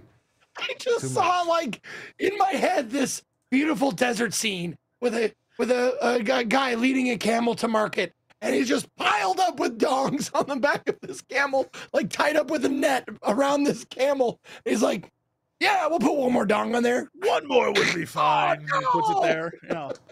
You don't want to break the camel's back. That's not good. That's not good. Also, for some reason in this scene, this man is singing Arabian Nights, and I don't know why, and I'm here for it. Do you know they had to redo the intro to Arabian Nights from the original Aladdin? Jesse, did you know that? Yeah, because What do you one of the mean? lines was they'll cut off your ear if they don't like your face. Yeah. Yeah, I didn't know that. Interesting. TikTok told Is me that like I how I remember learned that in Lilo and Stitch they replaced the washing machine with a box? I think so. Yeah. Yeah. To convince, yeah, because they thought kids would crawl into washing machines. Well, in washing machines, I'm guessing. Like, Yeah. All right. Yeah. Doesn't hurt me any, I guess. Yeah. That's how it One of my goes. favorite, just as like a complete side note to that, like one of my favorite ones of those was, you know, the song Maniac? Yes. She's a maniac. Absolutely. maniac. Classic. Yeah, that song was made for a fucking movie about a serial killer. And one of the lyrics they swapped out was, "He'll take your cat and nail it to the door." He'll take your cat and nail it to the door. I'm not kidding. That I kind of want to hear that version. Like I want to. No, that's wanna not a experience the version. original. That's how that song is. From that, I will always hear that line. Yeah, no, they changed it from the movie because there's a movie called Maniac that I was supposed to be for. And then they co-opted it for the Flashdance, Yeah. for that other movie with the dancer. Yeah. Yeah. It's great. I thought Maniac was a song about cocaine. That's what I thought. Oh, No, she's just dancing like she's never danced before, dude. Yeah. Yep. Yeah. No, nothing to read into there. Did you hear what the Haktua girl? You guys know, of course, the Haktua girl, right? I don't need to explain I mean, that. oh yeah, big Yeah. fan. Did you know what her favorite song is? God, I hope it's something like. Is it a meme? Oh. Is it funny? No, I No. hope it's like the Sephiroth battle theme from Final Fantasy VII. Like, I want something really. It sounds Totally like off-brand. uber nerdy. Yes. Okay, my hold on. Okay, favorite that's theme your is guess. for the. Yeah.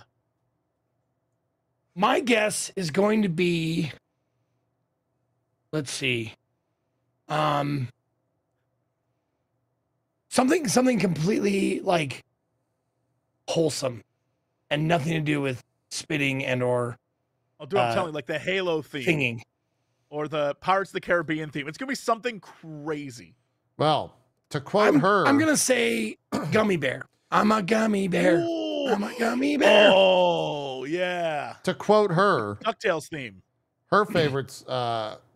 It's not really her favorite song, but one of her songs that she prefers is that song that goes "Concrete Jungle, Wet Dreams, Tomato."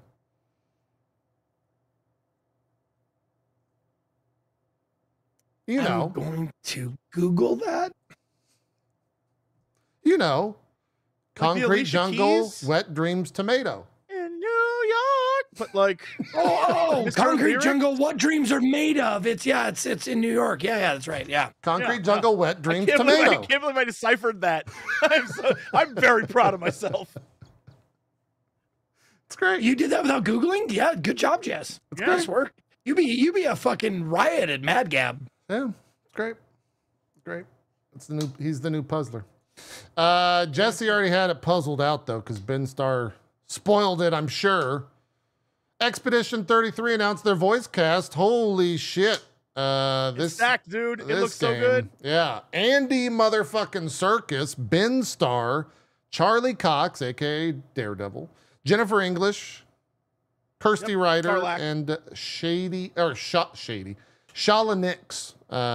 Those are all obviously super famous. There's Well, also a bunch of super famous around other, these parts, I guess. Yeah, there's a bunch of other voice actors who were in Baldur's Gate 3 who are in it. I will say, and Ben, you can message me and tell me that I So suck. Shadowheart, if this not is too Car. much. Did you say Carlac? It's Shadowheart's in there.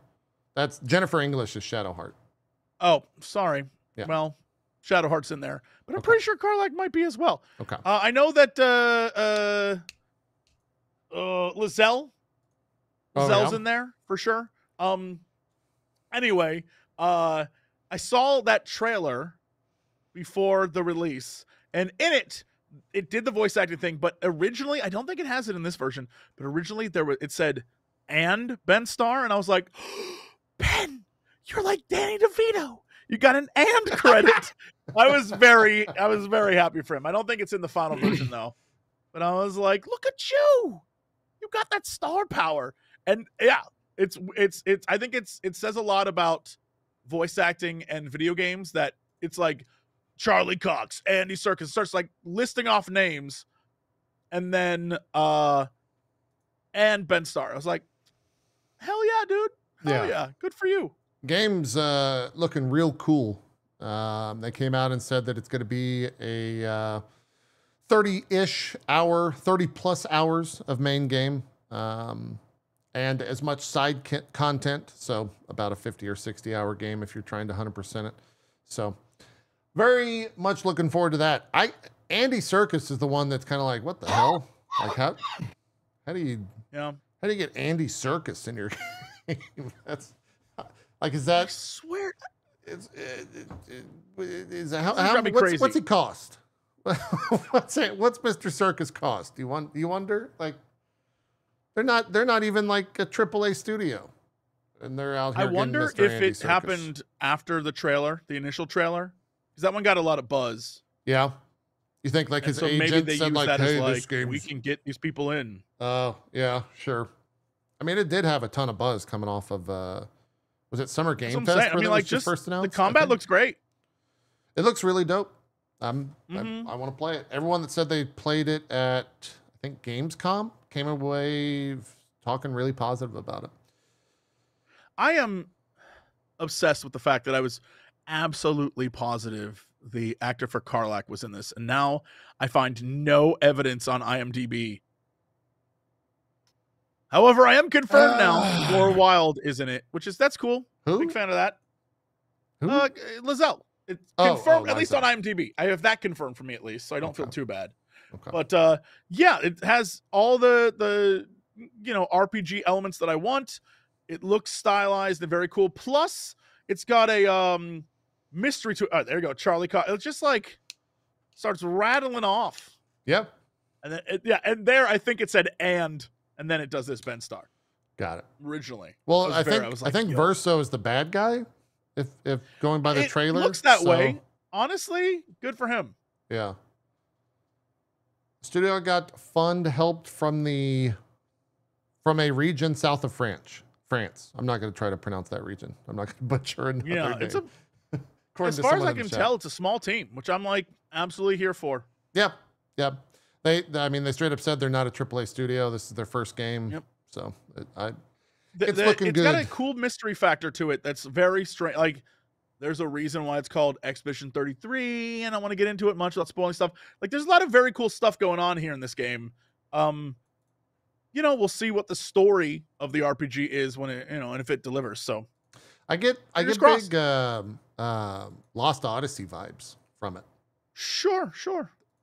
The Xbox exclusive, I think, from like the 360.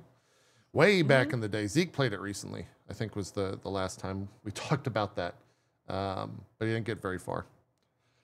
Game had a great opening, and it kind of faded out from there. Anyways, what else? So I don't know if this is an ego stroke for you, Jesse Cox, or not, but like, I just threw Ben Starr's name into Google, see like what comes up, and funny enough, first thing in the people also search for, our boy, right here. I love Jesse that. Cox. I thought you were People gonna also mention. search for Jesse Cox. I thought you were gonna mention the photo of him getting blasted by light and me sitting next to him just looking like the biggest goober in the world. It's great. It's a solid photo. Maybe I go to images. Let's see. Mm, No, Hopefully you're not he's- in the hopefully first not. images. thank God. Yeah, no. Thank God. There I am. Yeah. What? How come he doesn't Very have cute. the photo from the Game Awards with Todd Howard sitting in front of you? That's what it should have. Yo, that's my favorite photo. Shout out to He doesn't have that that perfect photo. camera angle of me like No, that's not when you look at the Google image search. That photo's nowhere to be found. How sad. It should be. Yeah. Well, you know It what? should It's be. all right. Yeah. Space Marine 2 announced that they have sold 4.5 million copies. Hell yes. Congrats. Absolutely fucking awesome. Unfortunately, they put out a big patch that I think that they have since walked back because it pissed off a lot of people. They announced their first kind of big update, which included a new mission that you could play that had a new like monster in it, a new Tyrannid, forget the actual name of it, but it was basically just a huge amount of nerfs to the game, and people were not happy. So they said that I might go back to it. Oh yeah, just because you. Why's that? No, if I go back to it, I'll probably play it on the easiest like Okay, journo okay. difficulty. Just because like I it's not the kind of challenge that I personally enjoy. Got it. So, Yeah. It was If I were to go through the game, I would definitely like bust it down and like I just want to see the set pieces, the scenery, no shame. the hordes of things. Yeah, absolutely. Yeah. Yeah, no shame in Absolutely. playing easy mode, especially if you're just there for the story to see what it's like. Absolutely. Go nuts. Right. Chat was saying they haven't put out the new update yet to roll it back, but essentially there were so many nerfs that people were just super upset about all of that. So I think that patch comes out this coming week. I just want to play the Horde mode, which will probably show up sometime in 2025. I think that'll really push that game into a kind of constant play or constant rotation. Because I've played the missions that you can play. There's 6 of them. I think I did those like 5 times ultimately each, and I was just like, I'm good. I don't want to do anything else. I don't want to do anything else. But the actual new mission they put in, I've not played, but it's the Hierophant Biotitan. If that means anything to any Warhammer nerds out there, they put one of those in the game, which is just a massive Tyranid that looks kind of like an Ultralisk. And I don't mean that offensively. Don't cancel me, Warhammer folk. I don't mean that. I don't mean to upset you. You know, of all the ways to go out, Warhammer taking you out would be honestly a joy. I'm just saying, if the Warhammer community wants to like come for JP and be like, Ultralisk, bro, Ultralisk, I will support you. Get him. But here's the thing. Get him. I feel like most diehard Warhammer fans are also diehard Star Citizen fans, so they already clocked out in like the first 20 minutes of the show. They're not here. Yeah, you think there's a big crossover there? I think there's a big crossover, huge crossover there. Yeah. Okay. All right. Sure. Yeah.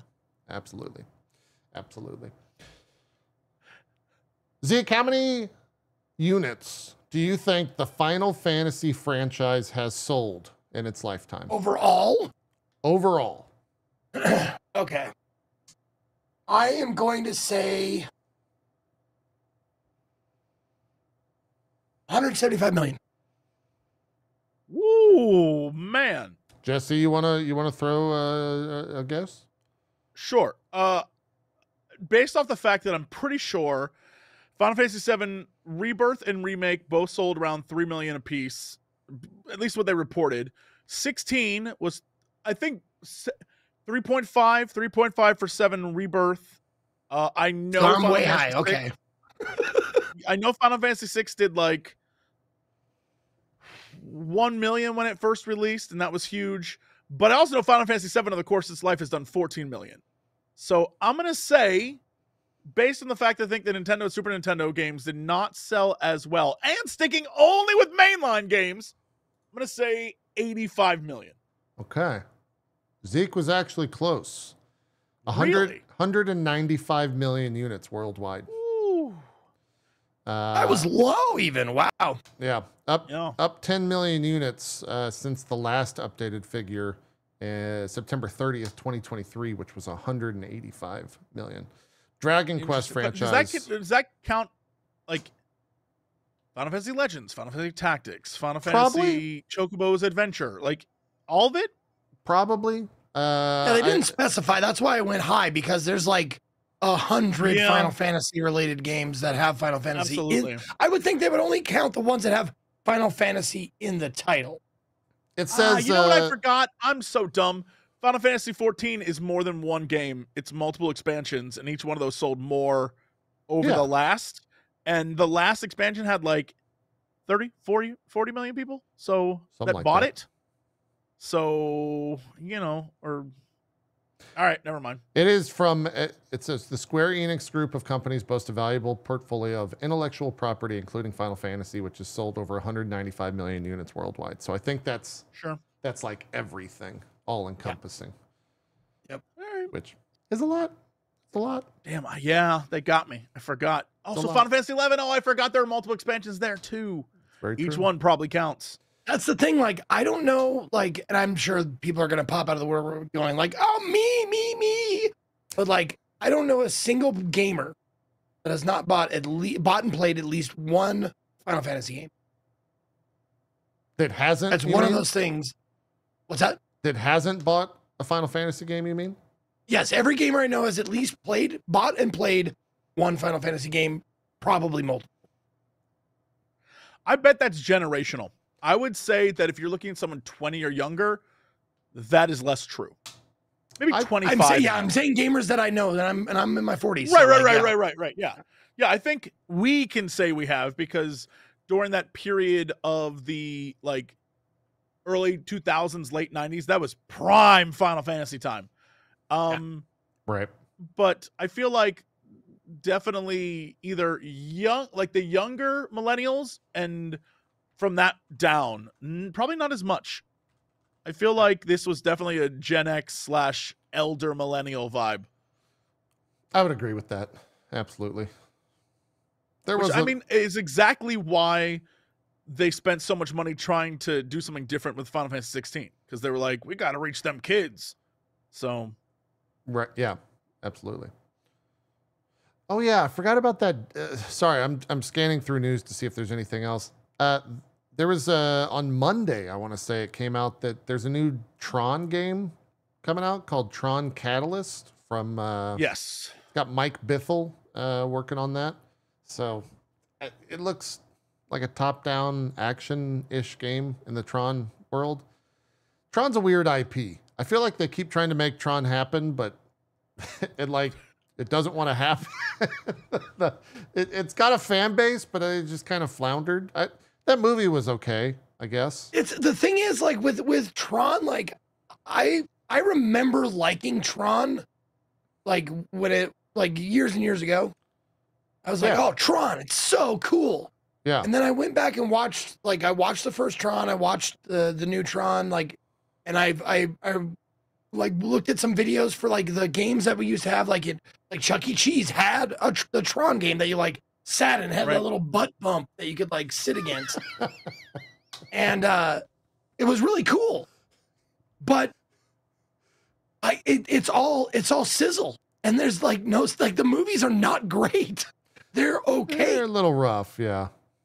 Yeah, no, but the that's what biggest- I'm saying. Like, like the plot, the dialogue, the acting, like, it's not super great. It's just really cool looking.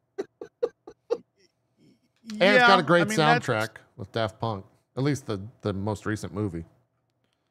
That's kind of the biggest problem with it as a franchise, or at least trying to make it a franchise and expand the universe, is because like the movies don't really set up a cool expanded universe or a reason to delve deeper.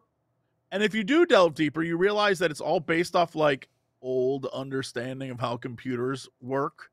And so it's not very compelling. There's no reason for like a young kid to, you know, like, I'm a Star Wars fan, right? There's no reason for that kid to be like, I love Tron. My favorite characters are Sly Snoodles. Because it just doesn't, that's not a thing. You don't collect Tron cards or, you know, go to the Tron convention. There's no expanded universe to it. There's nothing to suck you in and want to know more about, because most of it resolves itself in the movie. So you're like, okay, cool. Didn't don't they have a new ride at Disney World or Disneyland as well? And there a new Tron ride being They 100% did. I think it was World. I think. Yeah. I think it's a roller coaster where you like ride a Tron cycle. I would not be surprised if it was better than everything else they've done. What do you mean, Like, ride the ride wise? itself. Yeah. No, Yeah. no. I mean, like, as far as the on a scale of 1 to 10 for the Tron anything, Oh, I bet the ride is the best. Yeah, maybe so. Maybe so. We got 2 mobile announcements. I know our audience loves mobile games. I know Zeke, you just can't stop talking about mobile games. You have a No, connection. I'm actually playing one right now. Yeah, what's it called? It's called Dong Window. And all you do is have like interchangeable thongs and shorts and Speedos. And you're just like, what makes your dong look the best? That's what I'm playing on mobile. You joke, Oh, but I speaking promise of mobile, you, no. there's a game Speaking like of that. mobile, I gotta say it was so fucking hilarious. Seeing like this thing on Twitter, everybody's like posting their Blue Sky, right? Everybody's posting their like I'm moving Blue Sky. Here we go. Oh yeah. And then okay. and then the picture of like most used apps, and it's like number 3, Blue Sky. But then they had to leave number 4, which was MILF Hunter. And that was fucking like the most downloaded apps of like trending apps of the day. It was like Threads, and then it was like WhatsApp, and then it was Blue Sky, and then it was MILF Hunter. I was just like, fucking, that's great. Is that They that a didn't. I was game? like, you could have cropped that out, but you didn't, and I'm glad you didn't. I just Googled that. I didn't see the game. I'll tell you that much. I don't know what that is. Well, you probably shouldn't Google MILF Hunter without the expectation of. Well, I went incognito and muted that PC, so I was good to go in case anything happened. But yeah, I don't know what that is.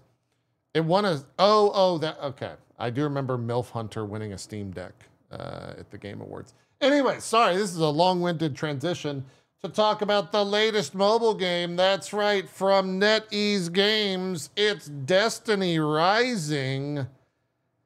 This is one of those things where I don't know why this is a thing, but at the same time, it looks kind of all right. I might have to check this out. What is it? It's basically Destiny on mobile, but with gacha. Like, that's the game. I mean, again, this is highly generational. We can sit here and be like, what the hell are they thinking? But I very much well know that mobile gaming is huge, and kids play mobile gaming more than regular gaming. It is what it is. And so I guarantee there was a mandate somewhere where someone's like, we got to hit that market. We're not hitting that market. We got to hit the market. Probably, yeah. PlayStation doesn't really have any mobile games ultimately. And I could totally see people being like, oh my God, I could pull that exotic sniper rifle it's only $3 a pull. What if I pulled it? That S rank exotics. They even created a new tier, I think, of rarity. Because of course they did for items. I think is it mythic, chat? There's like a new tier above exotic. I think it's mythic. And it's purple or something like that. It's the whale tier, essentially. So yeah, you're gonna be pulling for Destiny classes, guns. I'm sure Ghost. I'm sure armor pieces are in there. It takes place kind of in a different timeline, I think is what they said. Out away from the norm, the main line of Destiny lore. So they can kind of do whatever they want with the lore, I suppose. They can also be like, but it's also the same because multiverse, because that's what everyone does. Yeah. It's pre-Guardians. That's right. Pre-Guardians and alternate timeline universe. But I bet you that thing makes more money than Destiny in like 6 months. Absolutely. Yeah. 100% it will. Yeah. Because people are going to pull for all their favorite exotic mythic items, get all super crazy and do raids. Because they're going to have 6-man raids, strikes, all the stuff that Destiny has. Might be all right. If you can connect a controller to your phone and play it, which I think they showed someone using an iPad with a controller hooked up to it, playing Destiny Rising. Might be kind of all right. It's probably going to alienate the entire Destiny fan base, though, at the same time. But it's not for them. It's not for them. It's for non-Destiny players who want to get into that world because they know the franchise, but they didn't have a console or a PC. They just had their phone. Yeah. And that's it. Yeah. There was another mobile announcement. Jesse, this one might be relevant to you. It's a new Marvel game called Marvel Mayhem, which I think NetEase is also making. Oh, no. Or Marvel Games is. Oh yeah, it is a NetEase game. This is like it's like a tactical kind of XCOM-y thing with all of the kind of spellcaster worlds or spellcaster heroes rather from the Marvel world. And you're like Nightmare's the bad guy. It could be fun. It's going to be the same stuff though, where you're pulling for different, characters and all that stuff. Yup. But armor's in it. The super popular Marvel Snap character Armor, also in the comic books. She's a character that you could play as well as Spider-Man and Tony Stark and Doctor Strange. Do you know who that guy is? They stylized it pretty well. Like, it's not terrible looking. I think like costume and design wise, Juggernaut's in there. None of this is selling me on the fact that, like, Jesse, you should definitely get a mobile game for the first time in years. Like, no, that's not going to happen. But, like, it doesn't look terrible. Do you know who Sleepwalker is, by the way? Not a clue. I didn't either. Apparently he's an old character that's like related to Nightmare. Oh, Zeke's out. Zeke's just said, I'm fucking leaving. What is this shit? He just thinks he can leave whenever he fucking He got a wants. little butt there too, though, so that's pretty good. He's just out. Yeah, well, he's tired of you, dude. What You the work these guys to the bone, Where the fuck? What do you mean? and then you You're the show one- them. You're the one You doing. show them mobile games. You're the one doing like 30 You shows make a them week. sit here for 3 hours every Sunday to show them mobile games. I'd walk away too. Yeah, but that's how we get all the ads. Because then Mystic Mayhem contacts me and they're like, "Hey, can we run your ads? Run our ads on your show?" And I say, "Yeah, I'm not going to tell Zeke or Co. And I'm just going to pocket all the money myself." And they go, "Okay." Okay, I'm back in. So Mystic Mayhem looks pretty amazing. That's right. Yeah, you can pre-order register now. Money, please. MarvelMysticMayhem.com. Check it out.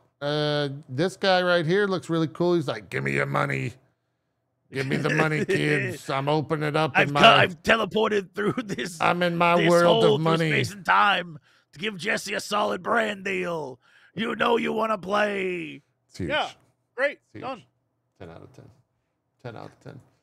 I think that's it for news. Chat, was there anything else? Oh, yeah. People are excited about. Have you ever played Factorio? Do you stay away from the Factorio? I have. I'm not a fan. It's too much micromanaging, minutia. Like there's a lot there. It Yeah. like crosses into the same territory as like a 4X game for me, where I'm like, nah, dude, that's too much. I get My it. brain no good.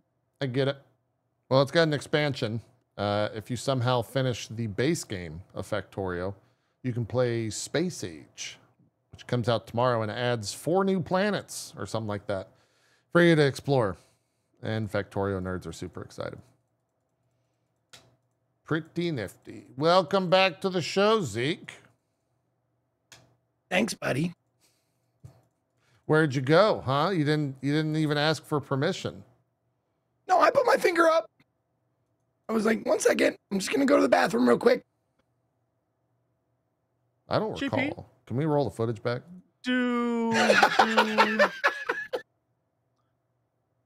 Do people have to ask you for permission to go to the bathroom when they're on Not stream guests. with you? Not guests. Just us. Just me and Co. What? Guests can go whenever. Okay. All right. I'm sorry, JP. I Was didn't I know- not supposed to say that? I don't know what I'm allowed to say. I didn't know this. There's so I many didn't know this things. was that kind of tyranny. Well, King No, JP. I forgot my on his pod throne. diaper today. yeah, we'll talk after the show. We'll talk after the show. Zeke isn't here next week. Yeah. It's unfortunate, but we had to let him go. He It was called MILF did not wear his Messenger. diaper. What did you say it was? MILF No, Hunter? no, I sent it to you. Yeah, I said MILF Hunter, but it's MILF Messenger. MILF But Messenger. it's still MILF. Sure. Yeah. Do Top not. of the app charts, Threads, WhatsApp, Blue Sky Social, and MILF Messenger. Dude, And what does it say, JP? do not tell your wife about this app. Yep. What do you do in that game? Hold on. I have no idea. Why would you ask? I gotta know. I gotta know. What do you do in Oh MILF my Messenger? god. Wait, I have no idea. It- Is it like Ashley Madison? I'm guessing. is it I think it's a dating app. Yeah. I don't. This sucks because I'm trying to find MILF Messenger, but all I can find is cougar dating. Yeah, no, I just see everything about like cougar dating and stuff like. I don't know what MILF Messenger is. I don't know what this is. Yo, it's oh man. All right, The best part is chat, go download is MILF everyone- Messenger. Tell me what it does. Tell me what it is. the crazy thing is when you look it up, all of it that you find on internet searches is the exact conversation we're having. What is MILF Messenger? Why is it number 4 on the list? What Yeah. is this game? Yeah. No one has a clue. The internet does not know what this is, and it's amazing. Someone in my chat said it lets me message all of chat's moms. Great. Fantastic. Fantastic. I'll report back shortly. Okay, no matter what we're talking about, grits and gravy, go figure it out and we'll interrupt and talk about it. We got an hour left of the show. We should probably talk about games you guys have been playing. I think you both have been playing a lot of demos because it was demo week on old Steam Next Fest. That's big and true. Yeah, that's big and true. What? Where do we begin? Like, what's the hottest demo? If you've got one day, one shot, and your name's Marshall Mathers, and you got a demo you got to share with everyone, what is it? What do you play? Jesse, go. God damn, dude. I have Demo? like this is my list, like, of the ones that not these aren't the ones I played. These are the ones I liked that I played. Well, I played like 55 demos. you got to or- get a or better more. filter. We got to up your filter to whittle that stuff down. You know what I'm saying? Yeah, I can do it. If you guys talk, and I'll whittle it down. How hold many on, do you want? hold on. What if You just wanted one. Yeah, I just wanted one. Well, one. I can't do just one because they're all, like, different tastes. Well, look, you only have one shot. Okay, that's You gotta what I pick said one. in You the got one song. shot, one chance. Yeah, one chance. all right. Then I'm gonna have to say I Want to Believe demo. What? Okay, that's not even on. Yeah. It's not even on the like trending or popular it's or not. top demos. No, it's not, because it's not a good game. What it is fucking hilarious. What's the name of the game? I want to believe. And Okay. It was like I an would alien not. game. It's no. Yeah, ish. Frequent What it is? violence or gore, general or mature content. You can kill an No. NPC by the gun or by your vehicle. Okay, I'll view the page. It's none of that, really. Okay. Yeah, this game is AI. It's all AI. And when I say all AI, I mean the best part about this game is because it's jank as fuck. Like, Okay. the driving, because what you do in the demo is you basically do like pickup thing. This was not in the game at all, the demo at all. None of this was. But you're a courier, so you go to these guys and you pick up, like, the first thing you pick up is a package for like some shady guy. You put four or five crates in the back of your pickup truck, and then this is the second quest where you take a porta potty. You take a porta potty and you transport it. But the best part of the game, turn on the radio. And I shit you not, there are AI created country songs that are, if you don't fucking love them and just die laughing, I don't know what's wrong with you. Because there's one song that is, I shit you not, a complete diss track of the metric system. Okay. It's a country diss track talking about how the metric system sucks, and I'll take my feet and my inches and my cups over your fucking decimeters and millimeters and shit. Like, it's fucking hilarious. Is And it? it's not an American made product. So I think that's like their view of what America is. It's like, fuck you, metric system, 12 inches in a foot, bitch. Like, that's how they view us, you know? Okay. All right. I want to believe. But it's But seriously it like, looks like there's going to be an alien at some point. It literally did UFO at the end there. no, there was an alien in it. There's an alien. One of the like, I think the third transport thing you do in the demo has to do with an alien. Okay. Maybe the second. I'm not sure. But that's beside the point. The game is, and it's voice acted too, poorly with AI. It's just I do not buy this. Play the demo though, because you don't have to pay for it. Okay. All right. Yeah, it was fucking. I cried laughing because that's not the only song. There are, I don't know how many songs. I'm gonna say like at least 6, all AI generated, all like parodies of what you think an American would write a song about, and they're fucking glorious. And one of them like talked about like a freedom cheeseburger or something like that. Great. Yeah, Fantastic. no, it's a good. This is a game you don't want to play by yourself. You definitely want to have, being a streamer makes it fun, or invite some friends over to like enjoy it with you, because it's a fucking mess and Okay. it's great. Great. Mm. Great. I'm looking at the top demos is sorted by Steam, and I'm going to rattle some stuff off. Supervive.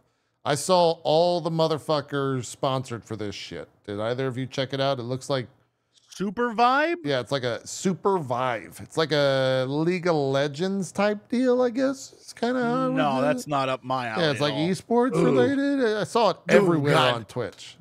No, No, if I'm I saw alright. that shit, I would have avoided it. Like Okay. no one, all the demos that I played, like were suggested by my audience. Not one person suggested this to me because they know me. That's You true. guys know what me. about the Precinct? Did you guys play Yes, that? I played that. How was Yeah. that? That game looks pretty dope. It's good. It's like upgraded GTA 2 a little bit. okay. It's like top-down car chases. Like the demo is pretty short and sweet, worth playing. There's you actually are like do cop stuff, like sometimes like mundane stuff, but also like your first day on the job, you're in a like get down there, rookie. You're in a bank heist shootout, and that's how they start. So it's like, oh great, action, and then they hook you in with that, and then they're like, okay, now we're gonna do the rookie shit. Like you're gonna give parking violations, you're gonna give a ticket to a graffiti artist and shit like that. But there is like. Was this guy It also moves refusing from- to pay his parking? Like what? That guy just started dumping on that guy. What the fuck? Yeah. No, there's, I mean, I'm only saying the mundane shit because that's part of it. But also like they teach you how to fly a chopper, like the police chopper. And like Oh. you have to keep your light on the suspect. And like the mechanic is you keep your light on the suspect and as your meter fills up. And as soon as you have the meter filled up, you press a button and then you call for backup. So that's how you like apprehend the suspect. It's like you keep the light on them in the helicopter and you call for backup, call for spike strips, like all that kind of stuff. So it's actually a really fun game. It's all voice acted, very good. Nice. And it clips along. It's not it goes from one thing, like one tutorial to the next very quickly, but very succinctly. Cool. Okay. Mm-hmm. Jesse, what did you play? What's the demo that you were super on about? I was doing a bunch of horror demos, Okay. trying out new things in the horror genre. There were some other ones that I played that were less scary, but the ones that really stood out to me were the scary ones. I think there's a lot of great ones coming out. But since we're doing one game, Let's I'm going hear to it. again shout out Karma the Dark World.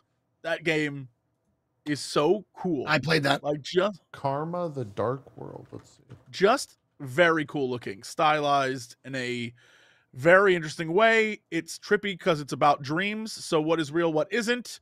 The demo is exactly as I imagine the game will be, confusing and trippy and absolutely one of the weirdest things I'll ever play. The thing that got me though, the thing that immediately I was like, whoa, is it does one of my favorite things, which is settings are in the game. So like when you start the game and you wake up like you're doing right now on the screen, when you wake up, you get like a whole setting thing where you walk through a bunch of rooms and a voice is like, please select this thing, or the audio playing around you is this. Please attune your headphones, like that kind of stuff. And I'm like, okay, I love this.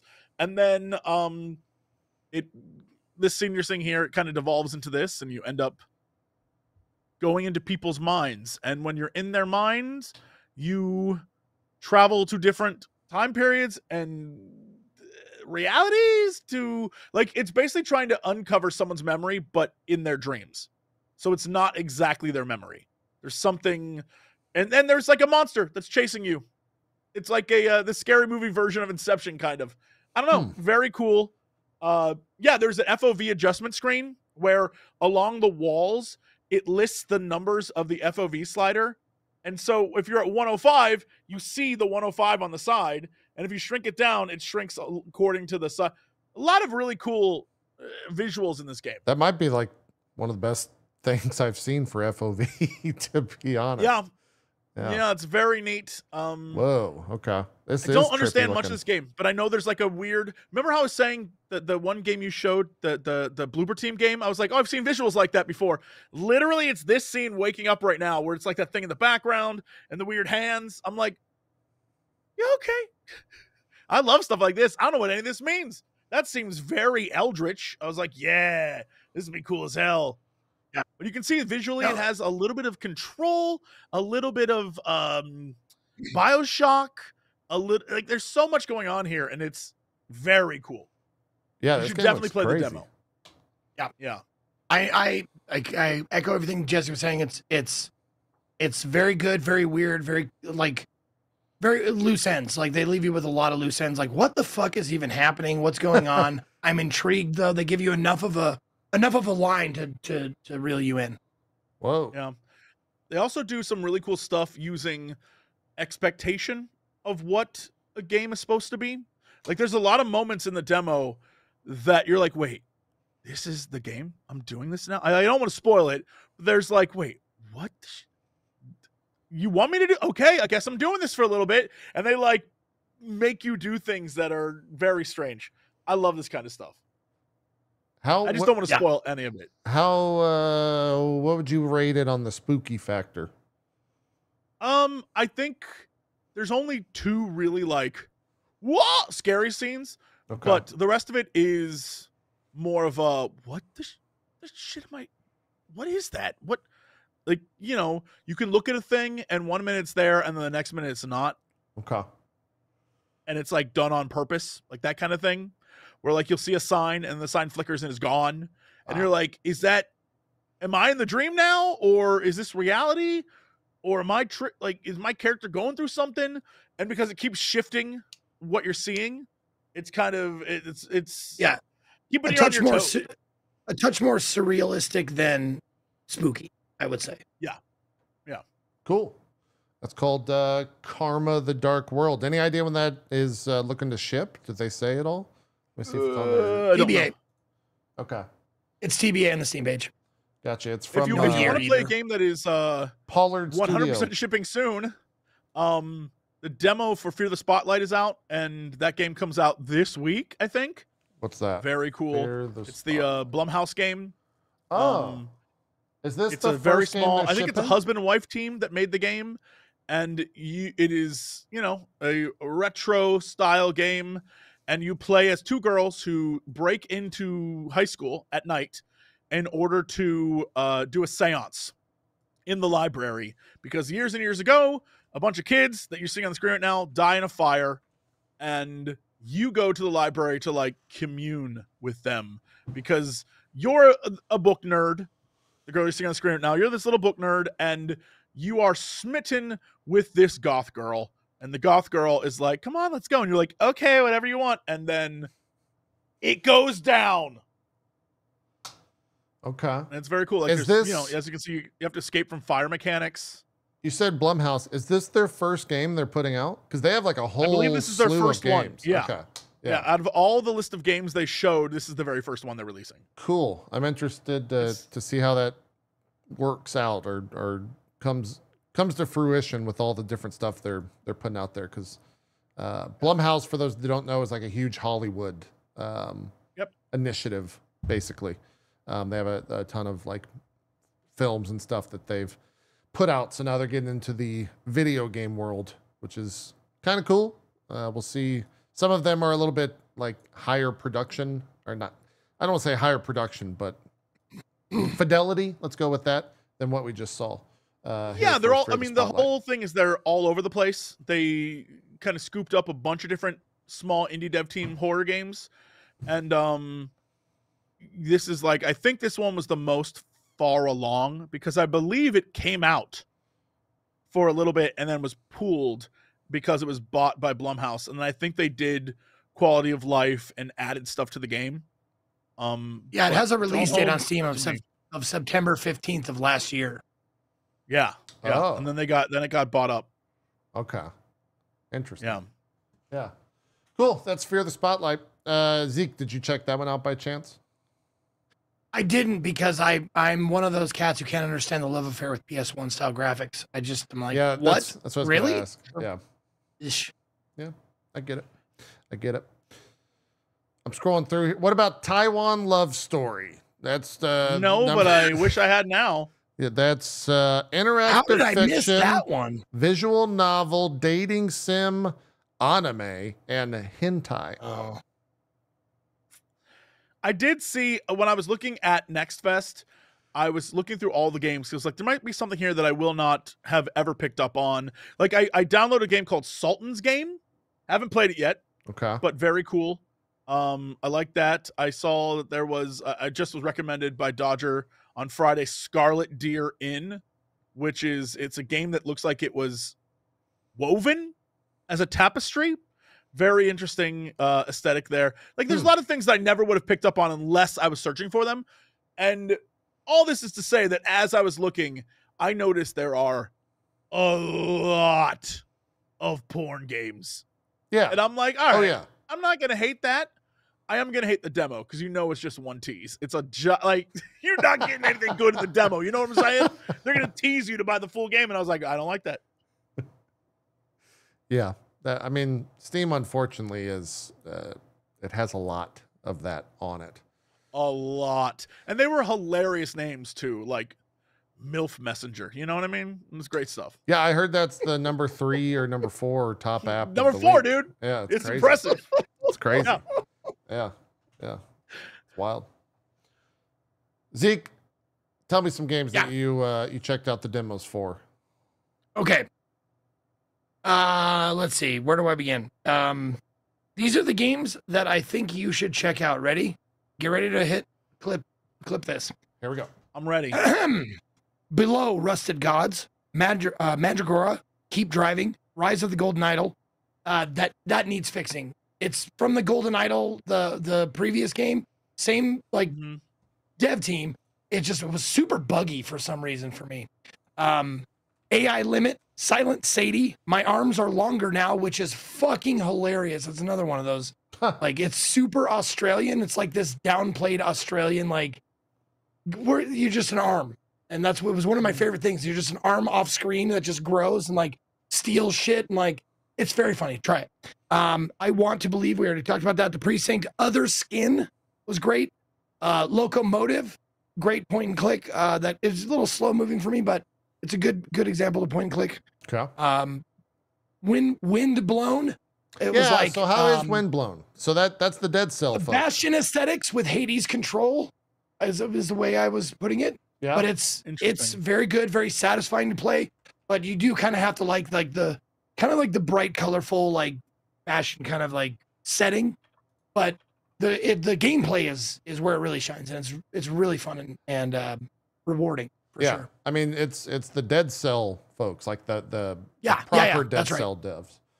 Yep. It looks It's super fast like that. Yeah, I was gonna say, like, how it's very fast. Is that the developer showing off, or does the game actually play that fast? Oh, it plays that fast if you want. Okay. There's barely any, like, if any, cooldown on your dash. So you can just dash like they were doing. Okay. And that's your basic, the way you get around most often, because you can run, but dashing is just so much faster. So you dash like like to these little mini islands, and it has like the thing you're seeing right now with the cannon. There's a little hub that you go to after every mission. So it's like roguelite that way. You get upgrades for weapons. There's different play styles, which I like. So like you start off with like a cleaver, and then you get backstabby knives. So it adds this mechanic where you like can dash behind them and stab them in the back a bunch of times. And then they give you like ranged weapons like kunai and stuff like that. So if you like ranged battle, you can do that instead. Cool. But yeah, it's super fast, and it's sometimes these games can be clunky as far as the battle mechanics go. This one is crisp, very crisp. It's like I use this example a lot, but it's like every time I got hit in that game, it was my fault and not the game's fault, which is, yeah, you understand being a gamer, you know what I'm saying? Like, Yep. it didn't feel like, it never felt like bullshit. It always felt like I should have dodged, or I could have dodged, or that kind of shit, you know? Yeah. If you go and look, by the way, this son of a bitch, if you go and look at the live broadcasting now on Steam, you'll see Unco Carnage. Who's that guy? Who is that guy right there? Corn Live right- cabbage. I think he did like a sponsored stream, I think, with the devs, and they asked me if it could go Oh, on okay. Steam, so that's why it's there. But Yeah. yeah, cool. That's Windblown. This game's definitely on my radar. I love Dead Cells, but Dead Cells with other folk seems like it'd be a pretty good time. So I'll definitely check that out whenever it fully comes out. Now, if it's 1.0. no, this wasn't the game. Okay. I was gonna say like a lot of times demo games fall into this idea that like this is your first time seeing the game, it's a demo, so we're gonna explain the story to you. And I just want to tell everybody, stop fucking doing that. Do not do that. Like unless it's just a story game. Like if it's story heavy driven or it's a visual novel or something, I get that, sure. But if your game has action in it, just get to the fucking action. Like seriously, like give us a little TLDR. And I will say this: there was one game, and hopefully my chat will help me. One demo that I played that it said start normally, jump into the action, skip most of the story. And I was like, that should be an option on all demos because I like some people will take the story option, but I was like, I just want to jump into it. I want to see what this game's about because the story might be good, but if the gameplay's bad, then the game is bad. Like you have to have that element of gameplay has to be good. Yeah. Silly Polly, that's what it was. Silly Polly. God, what was the full name of that? It was Silly Polly Beast was the name of the game. It was a really good demo, but it was like, do you want to just jump in? We'll give you a TLDR. And they're like, cool. And they were like, here's a few sentences, go play. And I'm like, Yeah, that's what I want for a demo. It's very interesting. Steam has kind of like revitalized the idea of a demo with how many Next Fest they're doing. It feels like it's so frequent now. And we've seen like Final Fantasy 16 had a demo. Metaphor has a demo, a fantastic demo. It's like 10 hours. The save continues. Very good. It's a fantastic way of doing that. I don't know if we're at the stage yet, Zeke, where they can start like specializing the demos, if that makes sense. Because I 100% understand what you're saying, but a lot of these teams are just trying to get something out there, I would think, right? Oh yeah, no, you can absolutely tell that it was like, oh shit, demo days. All right, let's just shove this fucking mess out there. And yes, because we have something, you can do stuff, buttons, pressing things, and you can absolutely tell when it's like this game needed more time to cook for the demo, not just the game itself. But you got to push it out because Steam ain't moving their shit for you. Right. There are hard deadlines you have to hit in order to be in Next Fest, and a lot of like as an example, in order to be in this. What was the game that you had in last year's? The one that you published that's now out that starts with a G? Gestalt? Gestalt, yeah, that was Steam Next Fest last time around, right? Yeah, but we also had that demo. So like the way it works is a great example is there was a game that I was trying to think of getting a demo ready for this Next Fest. And in order to have a demo in the Next Fest happening right now in October, you needed to have the demo to them and a page set up in August. So like that's how far in advance you're doing things. Sure. Yeah. I mean, a lot can also happen. And that's the thing is like in 2 months' time. It's hard to shit on. It's hard to shit on like demos that aren't ready because I get that, like that idea. It's like we have to shove this out so we can get some heat on this, even if it's not perfect. And that's why every single demo, to like 100% first image, this is an alpha, this is a demo. Please don't judge us too harshly. There are things that are missing. Bugs may happen, stuff like that. And I'm like, yes, I absolutely get it. But yeah, it's to my previous point, unless you're like a story-driven, like choices matter, blah, blah, blah game, just, you can leave a lot of the story out. Just give me the synopsis, and let me play the game. Yep. I screwed up. I messed up so bad. I went on here to the Steam Next Fest October 24 list of like what is popular, what are the games that are good right now. And I was looking through and I saw a fantasy game called The Seven Realms Hylathion, whatever that is. Clicked it and was like, nope, this is porn. Immediately clicked off, and now my entire list is Lily's Labyrinth of Lust, Magic Pussy Chapter 3. Chapter 3, y'all. Milky Way Space Orgasm. I love The that Milky title. Way? The God Milky damn Way it. Space I've been Orgasm. alive That's very good. 38 years. Latex That's been right in front of me. tentacles. Why didn't I make My that entire- game? My entire thing's screwed up now. I messed up. They're like, this guy's buying, y'all. So cool. Well. So it's all dirty games now. Great. Yeah. I actually did play a Great. demo, but I was exactly what a demo should be. What's that face, Zeke? What's the, you're doing something. I don't know what that means. I played it. I played it. Okay. It was on my list, and I played it. I played a little bit of it. Yeah, it was What is it? okay. So it's basically, the pitch is that it's Vampire Survivors meets Diablo. It's kind of like a 3D Vampire Survivors that is like, it's voice acted as well, which I didn't expect. And it's okay. At the end of the day, like, it's fine. The weirdest thing for me, the thing that really turned me off, was the fact that they give you a parry mechanic and they have you being attacked by 30 things at the same time. Yeah. That took me a second to And- get to. So, Yeah. and it's reactive because you actually have to parry and then hit X. Like you have to Yep. parry, then react. And it was kind of odd because it's like a AoE parry. And like you said, there's so many mobs attacking you that Yeah. a lot of times it's not even worth really parrying. It's better just to like dodge and get what out of is there. this? What is this game? Hordes of Hunger? Is that the Hordes name of the game? Hunger. Yeah. Yeah. Hordes of Hunger. Yeah. Yeah. What's Yeah. crazy is there's also another game that bills itself as sort of a vampire survivor Diablo style game. And it has the demo up now. And that's Hordes of Hell. The Jotun Slayer. Hordes of Hell. Jotun. Yeah. Jotun Slayer. Yep. Same thing. That one was better, Yeah, in my so- opinion. Really? Okay. Yeah, I was totally confused because I was like, I played that. That was pretty fun. Hordes of Yeah. Hell. That one is more Like Survivor like 2.5D. than Diablo like. Yes, absolutely. But honestly, that's what I was here for. That's what I wanted. I actually Oh.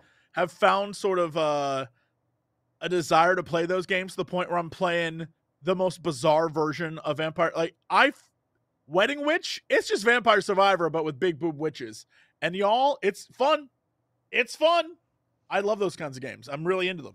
They're great You get games into that one I Hololive? was like, with zero like I don't know anything about Hololive, but They had a yeah, Survivor like. sure. Do they? Yeah. It's actually quite good. I think I'm it's playing it. free. Done. It's Done. quite good. Who's in Wanna say it's Hololive? free. Which of the VTubers is Hololive? All of them.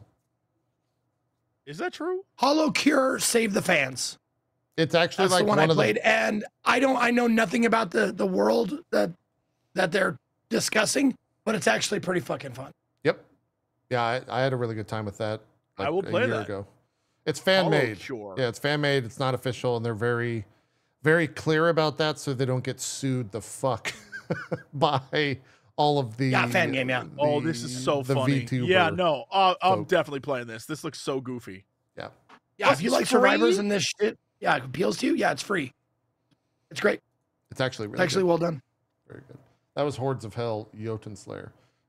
Yes, it seems very cool. Played pretty well. I don't know what the full game's gonna be like, obviously, but Yeah. Yeah, the only one I played was Hordes of Hunger because it was sponsored.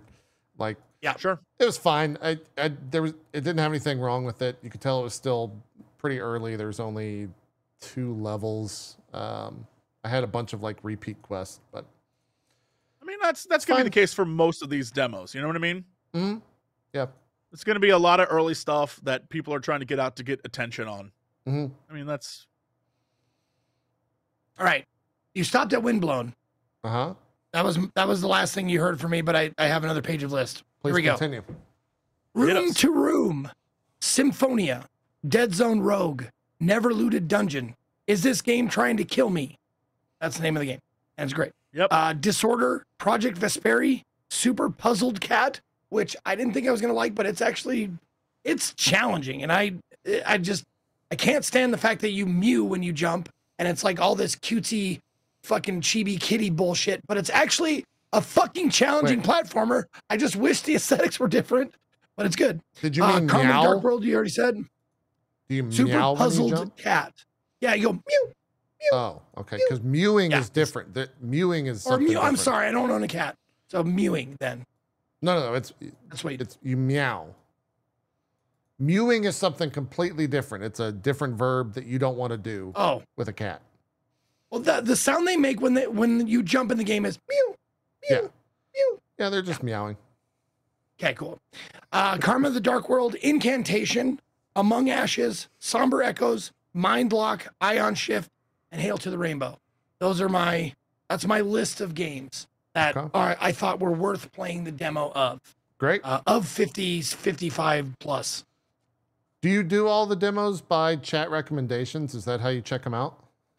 Yes, I have a demo like suggestions tab on my Discord. I go through them and I go anything like I'm on the fence about or like goes on the list, and then I switch off between rolling dice and asking chat. So I'll roll the dice so we get random stuff in there, and then I'll ask chat, say like just shout out a name, and then I'll play that one. Okay, fair enough. Jesse, what porn game did you venture into now? You read me so well. I was trying to keep up with Zeke and like write down a list of these games because some of them I haven't heard before, and I was writing them in, and the first thing that popped up instead was Butt Knight. It's a looks like a shmup where you play as a knight who shoots bullets and woos women. Why is it It's called a Butt top-down Knight bullet then? hell, and then it says sexual content, and I was like, "Oh, interesting." Don't worry, I downloaded the demo. I'm gonna play this. I don't know what this is, but it looks like an actual game. But then, like, you get a one-up for slapping butts. You know, I'm actually generally curious, and I don't know how I would go about finding this information. But if you put like butt or some sexually themed word or innuendo in a title on Steam, how much does that help you in the search function, you think? Like, do you think there's just like people going in there and be like, boob?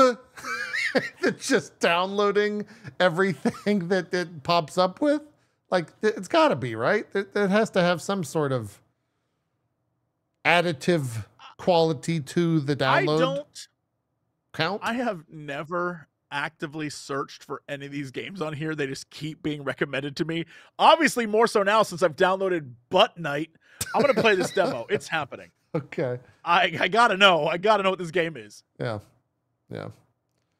I've set the course for my own terrible fate. That's actually a great point. Like Fresh Brew says, is MILF is probably too saturated now. If it's number 4 on like the all-time app list on the iPhone store, on the App Store, it probably is pretty saturated, right? Because everyone's trying to jump on the MILF train at that point. Because that's all the App Store is, right? It's just copies of the same top 10 games at the end of the day. Is it? I would think so. I don't know. I've never done my research into the viability of the term MILF. Guys, it's just oversaturated. There's so much MILF content out there. I mean, that's... I don't know. We joke, but that's probably a real concern. Hey, you know what? Not enough. You're saying not enough? We could always use more internet. What are you doing? Okay. All right. Yeah. Zeke, any input on this? On MILFs? Yeah, I think Zeke, you know what my are view your on thoughts? MILFs. What are your thoughts, bud? Yeah. Let's get some hot takes here, Zeke. I don't have any hot Zeke? takes. Of all the things that I could throw to you, the thing that I would think that you would have words to say would be MILF. That's the one where you're just like, I don't got anything. No, I mean, MILFs are great. Like thumbs up. Of all the stuff that I 5 stars. Like them a lot.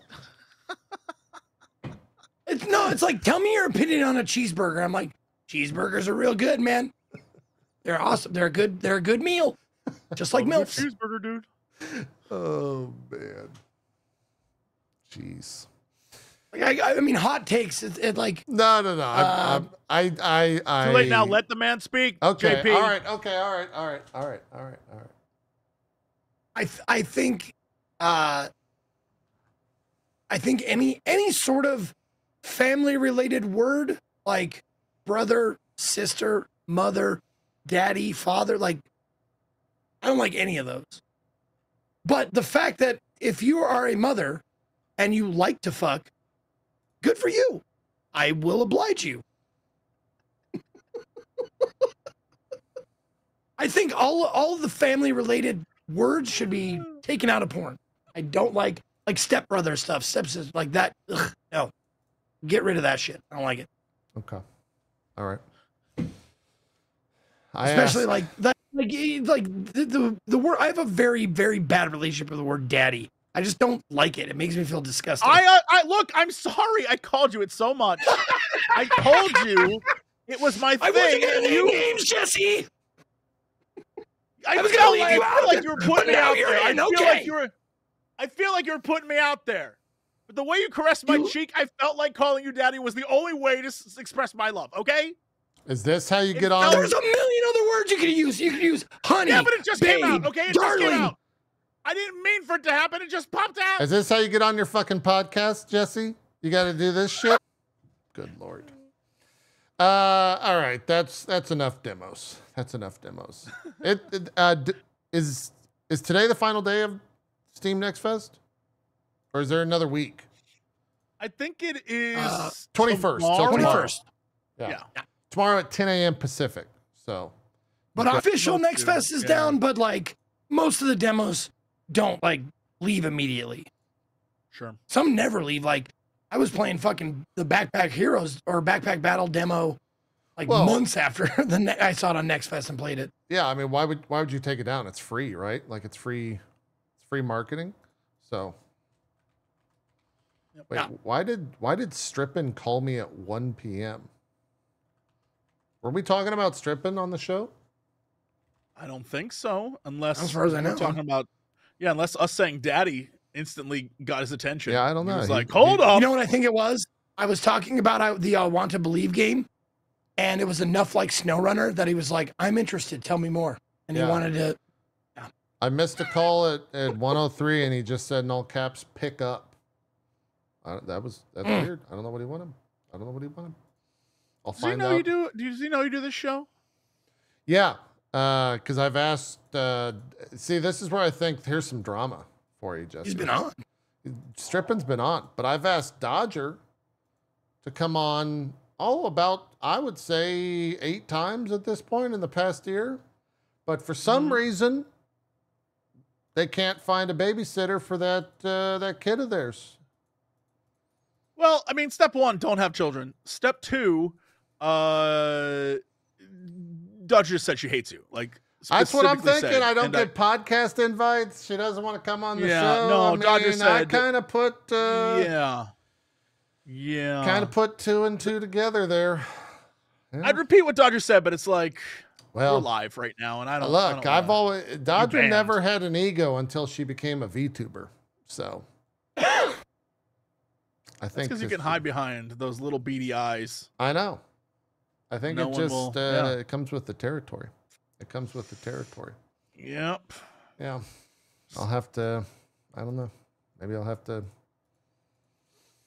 I don't know. Yeah. She said maybe JP should hide behind a VTuber model too. That's specifically what she said. I believe it. You probably get more views, I think, is what she said. I believe. Did she you would. make sure to tell her that guests don't have to ask to go to the bathroom?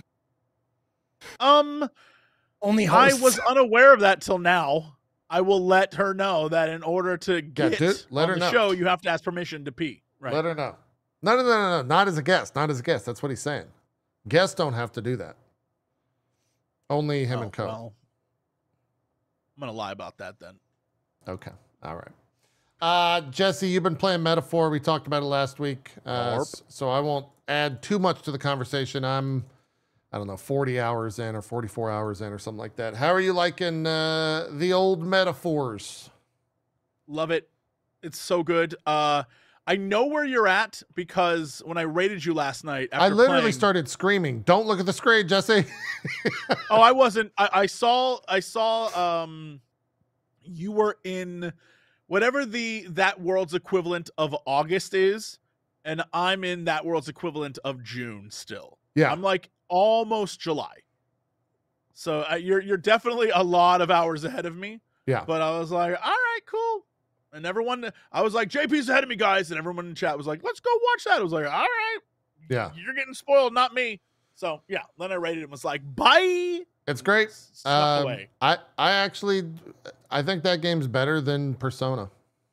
I think it's a better Persona I like it more than Persona 2. from a game perspective. Story wise, I think that's up to personal opinion and whatnot. If you prefer Persona story or a fantastical story, but I think Metaphor is a better game than Persona because of its pacing and the fact that Sure.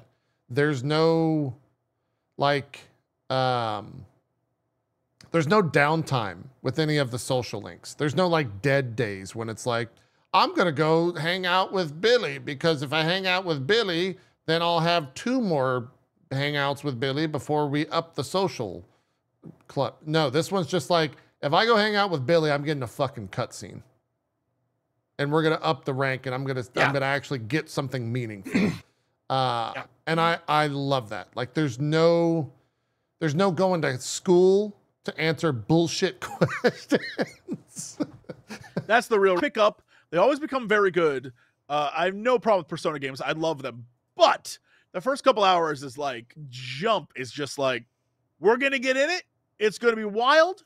We're not going to explain much to you. And the things you do explain are going to make no damn sense. And we're just going to keep going. And yeah, I'm a big fan of the way that they're presenting this game, like JP was saying. It's very well done. And admittedly, when I first started playing, I was thinking like, okay, am I going to have to switch VA? Like usually in a lot of video games, the dub is kind of like, all right. Nah, dude, it's great. All the acting, the English VA is fantastic. I'm blown away by how well they're doing. So like now on that point, there are quite a few moments where I'm like, all right, new character. Let's see, Scottish and gruff Scottish. Yep. For that character? Yeah. Okie dokie. I guess love it. that's Playing your vision. against type. Sure. Yeah. You absolutely know that if this was cast like by type, that guy would have had like oh no, you can't stop me. Like that's what I was expecting. Like, no, it's it's a grizzled Scottish dude. And I was like, unexpected. Love that. Like there's a moment where you meet a bunch of characters and there's a little tiny guy. And he does my favorite trope. Love it. Little tiny guy, deepest voice in the room. I was like, let's go. Yeah. This is good stuff. Yeah. I'm enjoying it tremendously. Yeah. Plus, and one thing, like the mechanic where if you out level them, you can kill guys in the overworld as you run around. 10 out of 10 has been really good for kind of. It takes a little bit longer, but you can do some like cool grinds. You can so that first dungeon. It was one of those ones where obviously they kind of want to do the Persona thing where you don't need to finish it all in one day.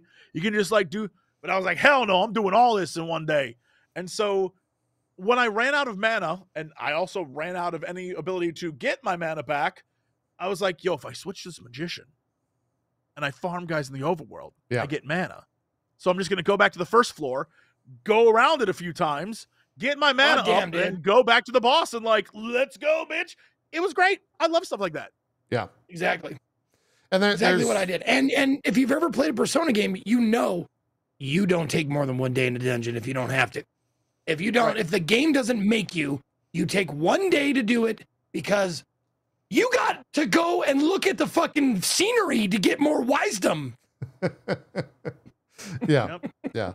I like the mechanics of your social standing plus your virtues. Mm-hmm. Like there's so many things happening in this game that you're always doing something. So you're right, JP. There's no downtime feeling.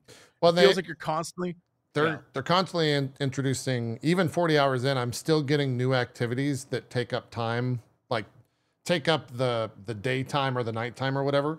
And Sure. so they keep that fresh, even 40 hours in. It's like, here's this new activity that you can do that will help your character or help blah, blah, blah. And they have like kind of a routine thing as well, that stuff that you can do every single day that doesn't take time. And so you kind of have like a little routine going. Here's a super fun fact that is not spoilery at all. It's just, it's a pro tip. On the 5th or any day that's divisible by 5, Yep. take a shit. That's it. Use the Right. bathroom. Yeah. Because you'll get +1 luck. Where is Good it? stuff, man. Where is the The toilet? bathroom. It's kind of spoilery to you'll say. know. You'll know when you know. So you don't get it right away. No, you don't get it Okay. early on in the game. It's something you have Well- to eventually get to. Here's like how I play, and feel free to just shit on my play style, but Mhm. Okay. I have a walkthrough of days to tell me like the optimal, because my FOMO on these things, like I played Oh. enough Persona games. Oh, I'm sure, like- sure. Oh fuck! Like I'm gonna spend a day doing something when I could have done something else that was time sensitive, time locked, or whatever. It's like you'll miss. Like first thing I did when I started playing on my own time was missable things. I looked that up, and someone was nice enough to just put like, this is the shit that you can miss if you don't Yeah. like do this Thankfully- thing or whatever. And there's a Thankfully, lot of there's that. not. But like that first, the capital city, Grand Trad or whatever it's called, like the first, you're not gonna miss too much. Yeah. So it- this game, at least when comparable to compared to like Persona, it's very hard, or a better way to say that, it's very easy to actually like get everything done in terms of the days Sure. that you have available. But and Zeke, you'll have to tell me that guide, that there are certain like secret / hidden things where on this day a vendor will sell you a specific item, Right. and there's no like, nothing tells you that. You just kind of have to go and like speak with Exactly. everyone.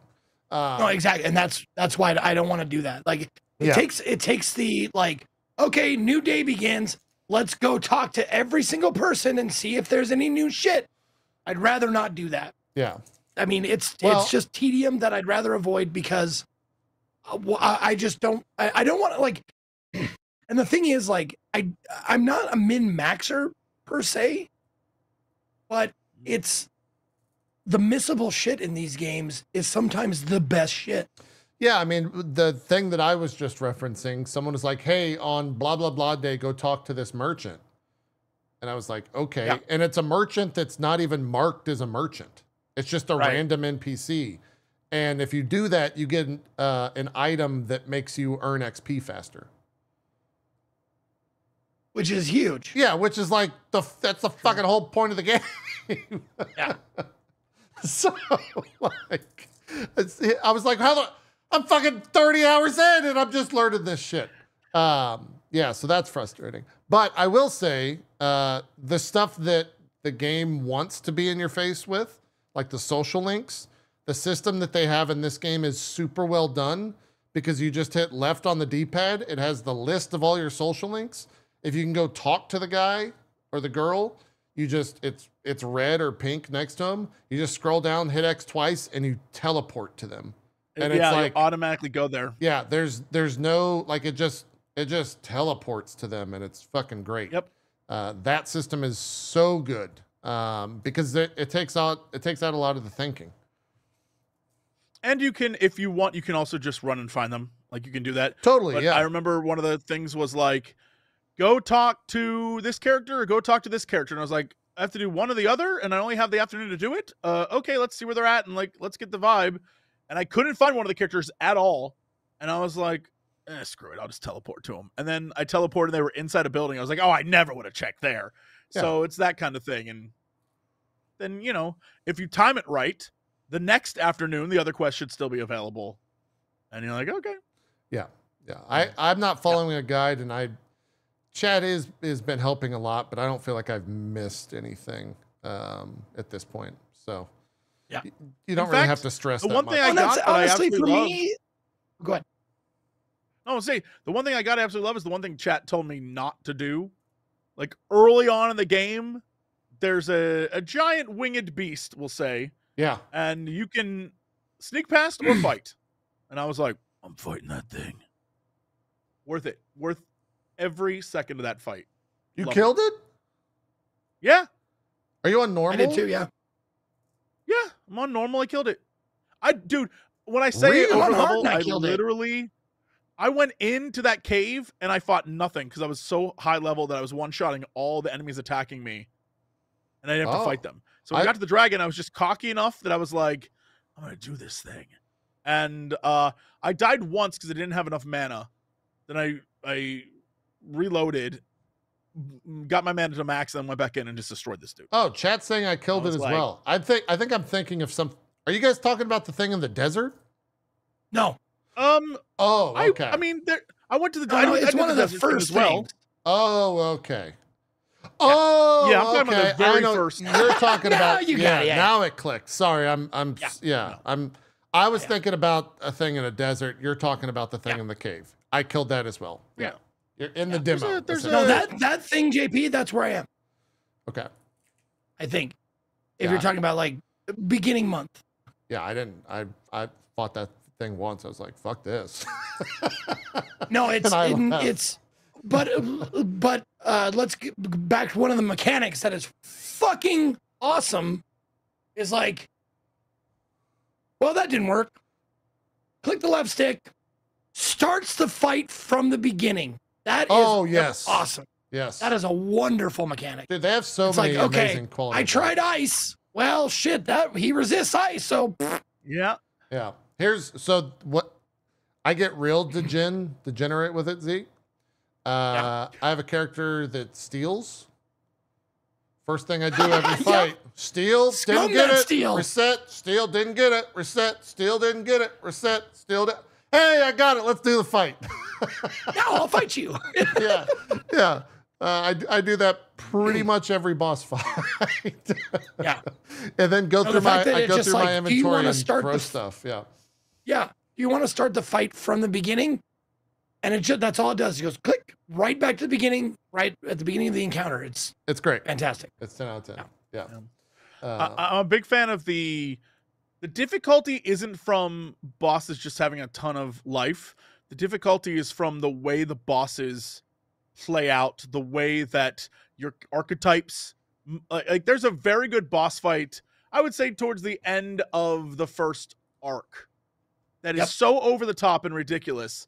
And it's like, okay, so there's about 8 ways I could do this fight, but there are clearly some things that, like, one of them I realized ice was the key. And I was like, all right, either I could reset this fight and then go get a archetype that has ice, or I have all these ice scrolls that I've been saving for no damn reason. Yeah. Let's end this. Are we fight. the same person? I feel like it's kind of teaching you as you go through, like, look, if you didn't prepare for this fight in the way that the fight wants you to, you've been collecting all these scrolls the entire time. Please use them. And No, that's yeah, what I used my first bundle of money when I had like enough to buy shit that I needed. I was like, I'm gonna go to that item shop and I'm gonna buy 10 of each of the element scrolls. Oh, So damn. everybody has something once we find the weakness. yeah. And once you do, it's so like it's the game has some really great reward systems and punishing systems. So if you're in a fight and you hit a weakness, so at the top of your screen you have these little starry things, and those are your turns. If you hit a weakness on an enemy, you get an extra turn. And if that person hits a weakness on an enemy, another turn appears. So you can keep attacking. Eventually it runs out, but you can keep the synergy going and kill all the enemies immediately. Yeah. However, if your character misses, you lose all your remaining turns. You lose 2. Or 2 remaining turns. It's 2 pips. Yeah. And you usually just start with 3. Yeah.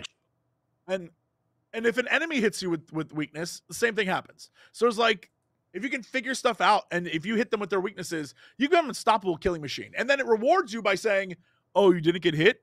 Have some bonus everything. yeah. I love it. on big fan. on hard, if you get ambushed, you better fucking start praying the second that combat music starts. At least No, it's not. later on, dude.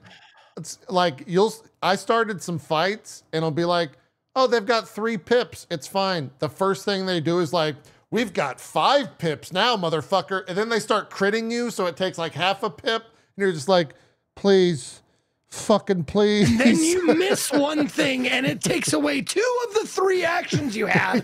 And you're just like, oh, fuck this. Yeah. Yeah. I was in a goblin dungeon, not named. I was in a goblin dungeon. Sure. And these goblins, F these dudes. Because fighting them, if you sneak up on them and hit them, easiest fight in the world. I was cruising through that dungeon. I turn one corner and the goblin's right there. He jumps me. I got beat so bad. Like, I got stomped. And the entire time I'm just sitting there like, yeah, we'll just reload. I got destroyed by them. But the best part is you can't reload until it's your turn. So you have to live, essentially. Got it. That's the part I don't like. Yeah. But I will say, like, I like the idea of, like, so there's the information seller guy who like you go to before a dungeon sometimes, and he says like, oh, make sure to bring this or don't do this. And then like, I was like, how bad can it be? So I was like, I'm going to go with this person anyways. And I go, and I'm like, do. All right, Mr. Tough Guy. How's it? And I'm just like, okay, that makes him, he is Mr. Tough Guy. Yeah. If you don't adhere to what they're saying. Yep. Again, it was the same goblins I'd killed repeatedly. Just the fact that they got the jump they got on ambushed. Me, they got it goes to do bad, all their turns immediately and wrecked me. Combat can turn so quickly. Yeah. And having that knowledge of what works and what doesn't, if you go in blind, there's a chance you could, I think if an enemy completely blocks your attack, you lose all of your future attacks. I don't know if it's all. I think it's just 2 at most. I think the most you can lose is 2 no, pips. that's a miss. I think it's all 2, though. 2 pips. Everything is 2 at that point. Because I do know if you get repelled or if they negate it, you still drop 2. Oh, no. Chat's saying repel is all. You lose your whole tour. I haven't had a repel then. Yeah. But that's one of those, like, if you don't know what you're doing, and there's a lot of the bosses where they'll say, this guy hates mages. Do not bring a mage or cast magic on this dude. He will freak out and kill you. Yeah. And if you do, he'll freak out and kill you. It is what it says. That's exactly what I was talking about. Yeah. That's exactly because I'm in any RPG, it's no surprise that my main character, if possible, is always a mage. Yeah. I love mages and magic and all that kind of stuff. So I was like, I'll show this guy how tough I am. No, he waffle stomped my ass and then pooped on my bloody bones and then laughed. He's rough. But it's funny, the minute you come in there without a mage, easy fight.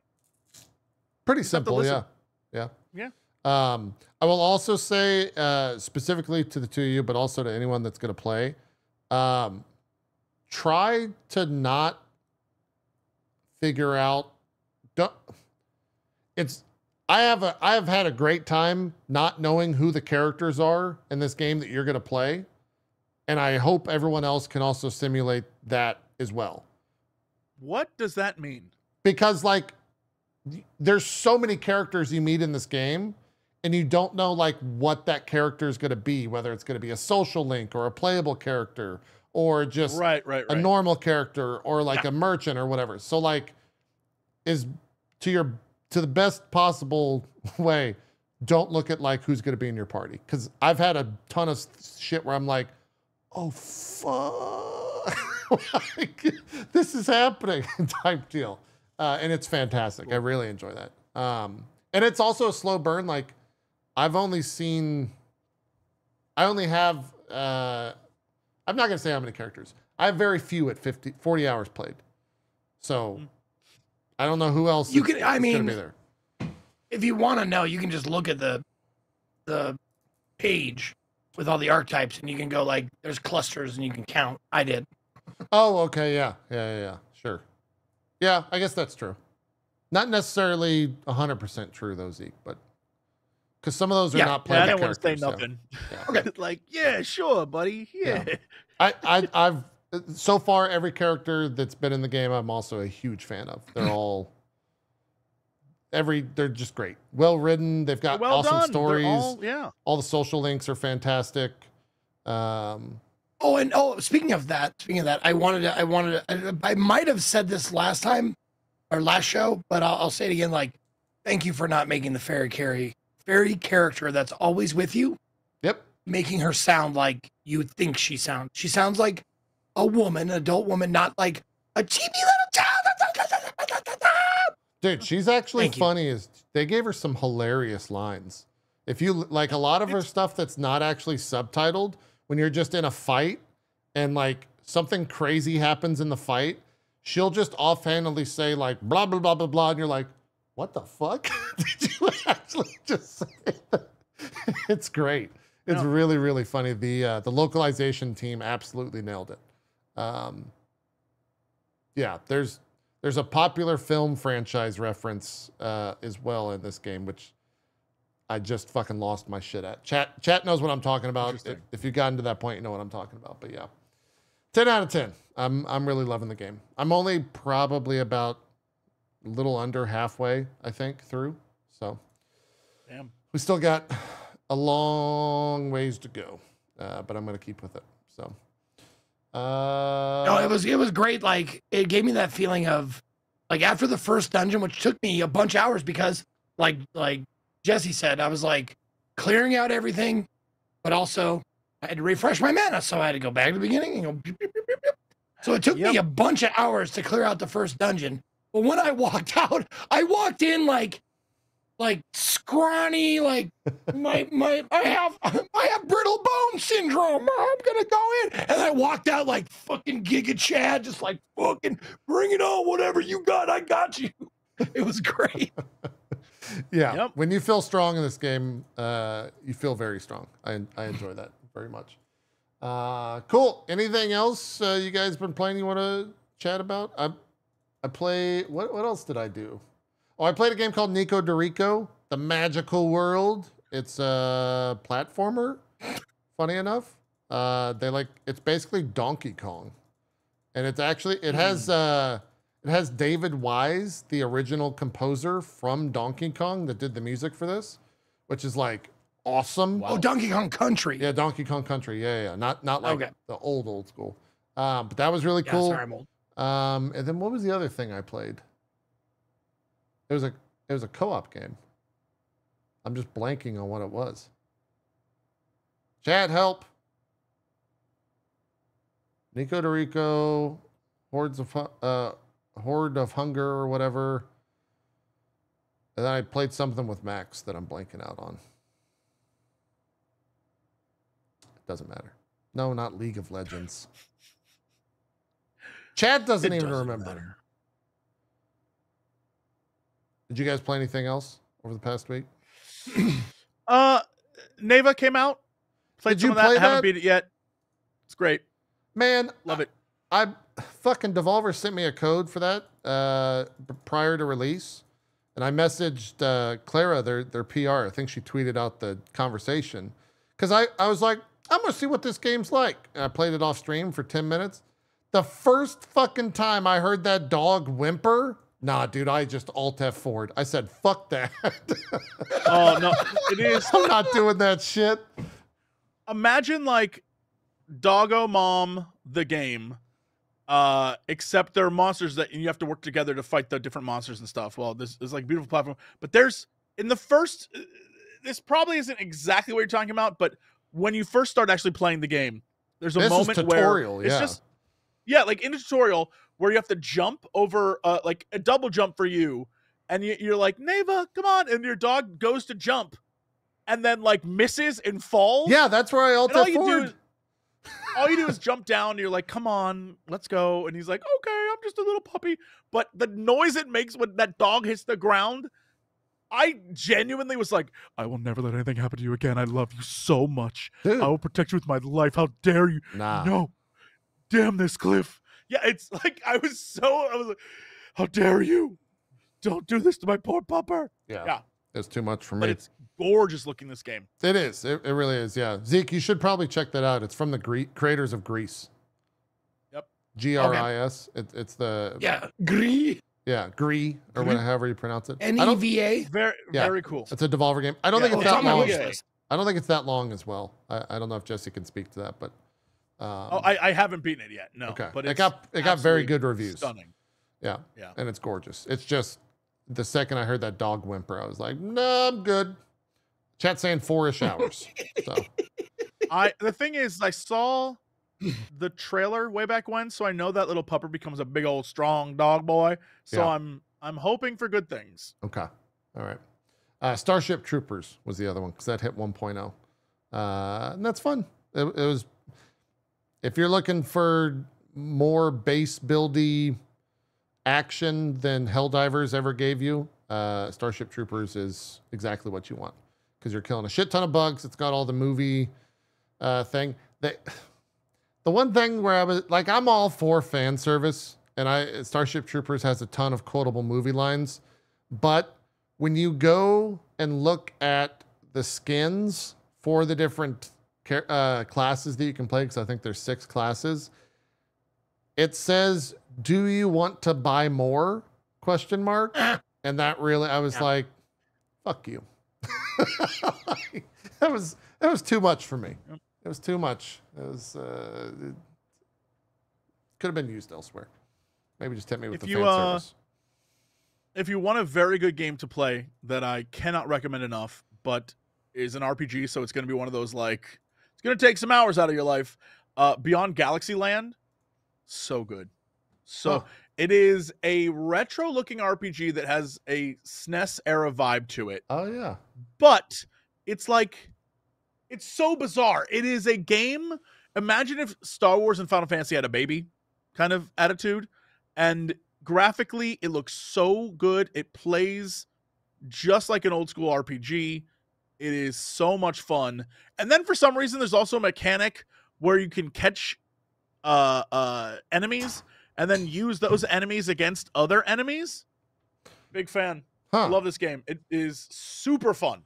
I cannot stress it enough. Got a Pokemon So if you're into that vibe old to school it. looking vibe, pretty good. It's pretty good. Good solid RPG. Cool. Well, this next week we've got Alan Wake 2 DLC on Tuesday. I think that Batman VR game also comes out on Tuesday. They also announced that Elijah Wood is playing the Scarecrow in that VR game. I saw a clip of him doing that, like doing the mocap. Yeah, so like I kind of want to check that out. Like I've had, it's supposed to have like old school, I say old school. It's supposed to have the original like Batman Arkham Asylum stuff combat wise in VR. I just want to see Elijah Wood as Scarecrow. I feel like that could be really good. We'll see how reviews He's got are. those creepy big eyes for it. Yeah. From I remember that shit from was that Sin City? Was that where he had Where that? the glasses. Yeah, he played, that was- played Kevin. Yeah. Yeah, that shit was fucking super creepy. And then apart, Did you just transfer to a really bright screen, JP? yeah. Oh god, my green your- screen like wiped out. Yeah. That's wild. I've actually never had my coming green- through. Oh, it's doing that because I have the window open. It's Oh, okay. for the first time I have the window open, and so when the TV, Immersion broken. yeah. So if I do this, there we go. Widescreen, not widescreen. That's what happens There when you you have go. an OLED monitor. No, I was looking at JPedia, which is a Excel spreadsheet, to see what games come out this week. We got Blop 6. That's on the 25th. What's that, Thursday? And then, what is Terminator Survivors? I don't know what that is. That's on Thursday.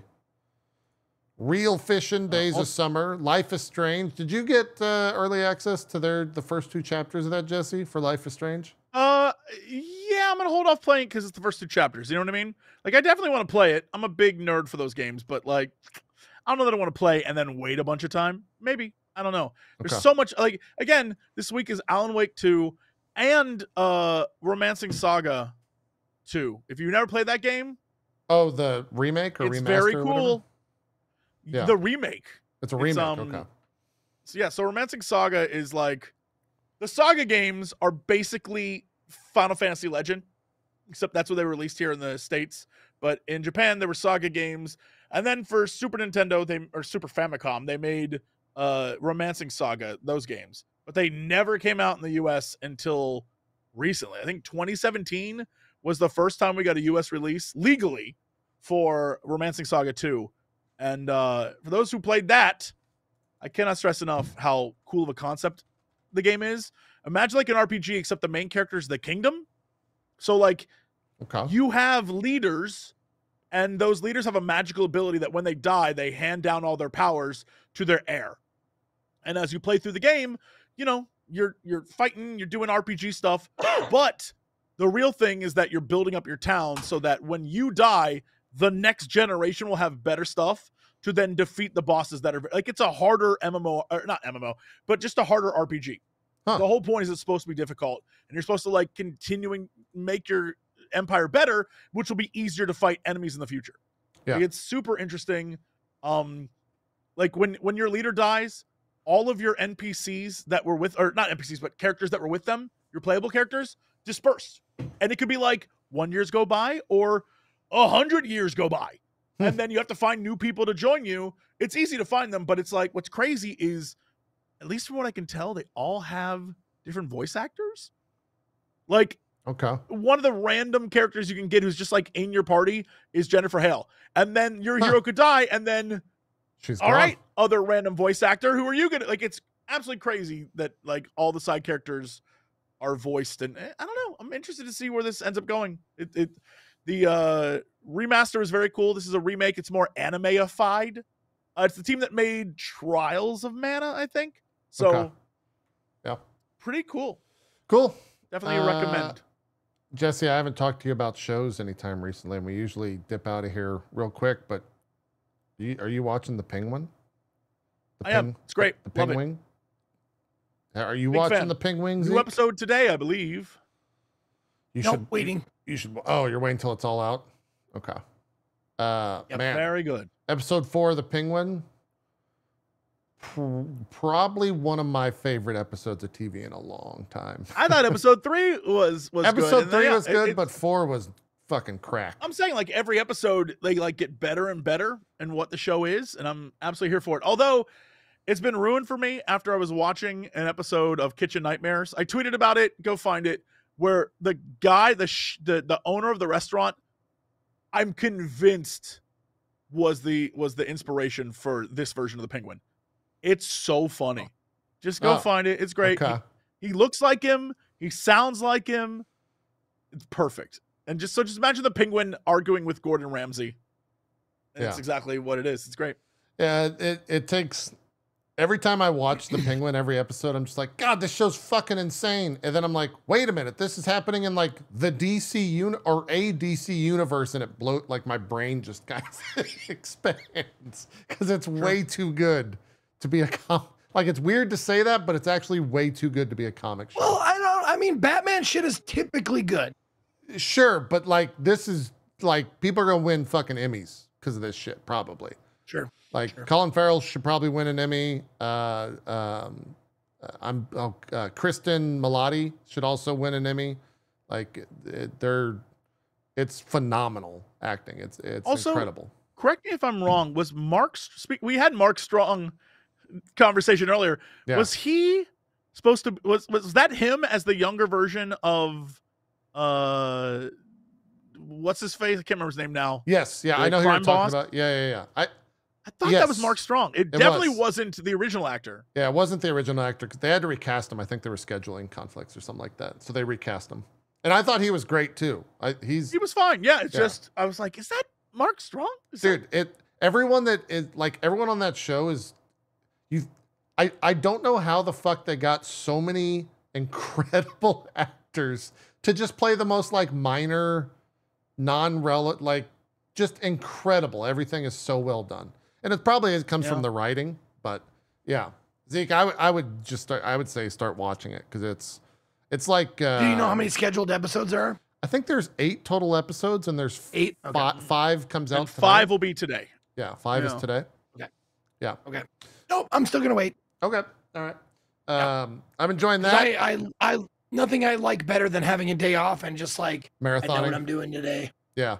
Right. I I episode 4 was actually like a hard watch. Have you ever watched a show, Zeke, that's like too much in terms of like the like drama or the tension or like the anxiety around it is like too much that you can't actually marathon it? Because that's how I was with episode 4. I watched the episode and I was like, fucking Christ, I need That's to go. how I was with need to go- episode 3. I need to go like and the kid have a having to make his smoke and I don't even decision. smoke. Yeah. Like it's just a lot. Maybe that's why I haven't had one of those because I don't remember a time that I've had one of those. But maybe it's because I smoke. Maybe. Have you seen The Bear? Have you watched all The Bear?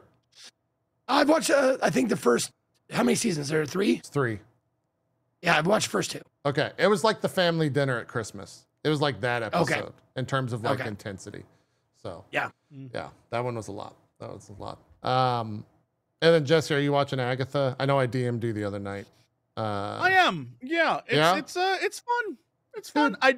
My expectations for Marvel TV are like very low, but As I'm they enjoying should it. be. I'm watching every episode and having a good time. So like, Yeah. you know, it clearly was made on a light budget, but the fact they're doing so much with that, I appreciate. I think that it I like makes it. it better. Like they're doing the show's better Probably, because of that. honestly. Yeah.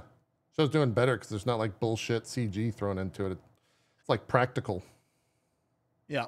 Plus, I like absolutely am here for them letting Catherine Hahn just do whatever the hell she wants. Like she absolutely is enjoying it. Every moment on screen, I'm like, all right, that's fun. Yeah. You're having a good time. I Yeah. can see you're in this character. So Yeah. They're just goofing. No, someone reminded me in your chat there, Jesse, Catman do. Yes, there was one episode of a show that did that to me, and it was Breaking Bad, and it was the Fly? Jesse's girlfriend. Oh. Yep. Yep. That episode, I had to like get up and like shake that episode off Dude, because I was just like, Okay. whoo. I mean, Sure. maybe this is overhyping it, but the Penguin is very Breaking Bad. Okay. Like it. I mean, it's also I mean, it's DC, Very, it's like, Batman, Sopranos. and it's very Sopranos and like super dark, Yeah. fucked up shit. But yeah, after watching episode 4, I was fucked. I was definitely fucked. So I'm curious whenever you watch it, Zeke, you'll have to let me know if it was yeah. if it was too much or if it was just enough. So Yeah. cool. I think that's I'm it. excited. I'm It's one of those fantastic. things I'm waiting for Hades 2 to come in 1.0. I'm waiting for the Penguin to complete its run. Yeah. Do you need to have watched the Batman movie to watch the Penguin? Probably, but not I mean, really. Why not? though? If you're Yeah, on you if you're on don't HBO, just watch it. Yeah. Yeah, you don't need to. It does a very quick synopsis of why the Penguin show exists. Like, there's a through line that it explains to in the beginning that if you haven't seen the movie, but like, it would help, right? It's not Yeah. going to hurt to have seen it. And also, that Batman movie is actually good. Like I liked it a lot. it's a yeah. different take on like a superhero film. It's not a lot about like I've got special powers. It's more like Seven than anything.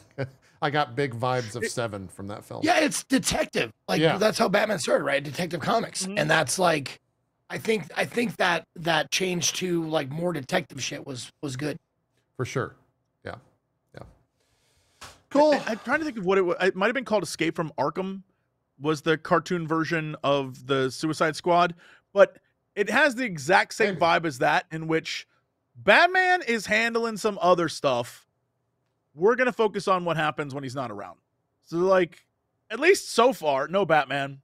It's like down Yeah. to earth. It is very street that- level. I like that. I love That that a was- lot. That was what the Gotham series did, and the Gotham series wasn't like mind blowing, but it was a good watch. It was fine. Yeah, it was very CW-ified. Yeah, of that that's universe. the limitations of the network that they're on, but it was fun, and especially I can't remember the actor's name, but I loved him as Penguin. I love him in most shit he does. He's great. Yep. Yep. There was it made me sad. They were supposed to do a it's now canceled, but they were supposed to do a series based around Arkham. Arkham Asylum, Mm. in Robert Pattinson's Batman universe, and like that would have been fucking crazy. I'm kind of sad that it got canceled, but also kind of happy it got canceled because I can only take one episode of that shit because it was so fucking. It also shoehorns so you much. into, you have to include characters, and that means it might cut off characters in the future. You know what I mean? Like by Yeah. doing too much background, you lose the ability to have like free form what the next movie's going to be. So Yeah. I understand. All right, let's do some shout outs and call it a show. Coach should be back next week. I'm sure we're going to be talking about all those games that are releasing on Tuesday. I'm going to maybe try to check out that Batman VR thing, whether it's on VR? stream or not. It's hard to stream Quest, to be honest. That stuff is a pain in the ass to stream, but we will see. Let's do some shout outs. Zeke, start us off. What do you got going on? Where can people check you out? You betcha. Hello, and thank you everybody for watching this show. Thank you, Jesse Cox, for being our guest today. Always a treat to have you on, and I like having you on because we're a couple of dirty-minded fellows, and I appreciate that about you. What? MILFs. And thank you, JP, for being my co-host. My name is Ezekiel the Third. You can find me @ or / Ezekiel_III on Twitch, Twitter, and YouTube. Ezekiel the Third, all spelled out, on Instagram and TikTok, and probably I think it's on Blue Sky too. I don't know if we start. Are we going to start mentioning it? Are people going to actually leave Twitter? We'll see. Probably not. Or X, whatever the fuck it's called. Yeah. Anyways, I broadcast every day except Mondays, so I take tomorrow off. But 10 a.m. Pacific, 1 p.m. Eastern is when I start. This Tuesday, I'm going to be playing the If Then winner. I run a if contest every month, and the winner gets to pick a game. And their game this month is Turrican Anthology Collection on the Switch. That old 1990 game. I will be playing that on Tuesday. And on Wednesday, I got another special game to play for my 100-month sub. One of my 100-month subs, Snowboard Kids. I got it for N64. Yo. So we're going to be playing Snowboard Kids on Wednesday. And then on Thursday, I'm taking the day off because I'm going to motherfucking Casa Bonita. Yup, it reopened. You're going to what? So I'm going to go. Yeah. Casa Bonita. From South Park. Yeah, we're going to go. Jealous. Yeah. What the fuck? JP, have you never heard of Casa Bonita? Oh wait, is that their restaurant that they bought? Yeah. Oh, Yeah. okay. All Yeah, right. they had a documentary about it and all that shit.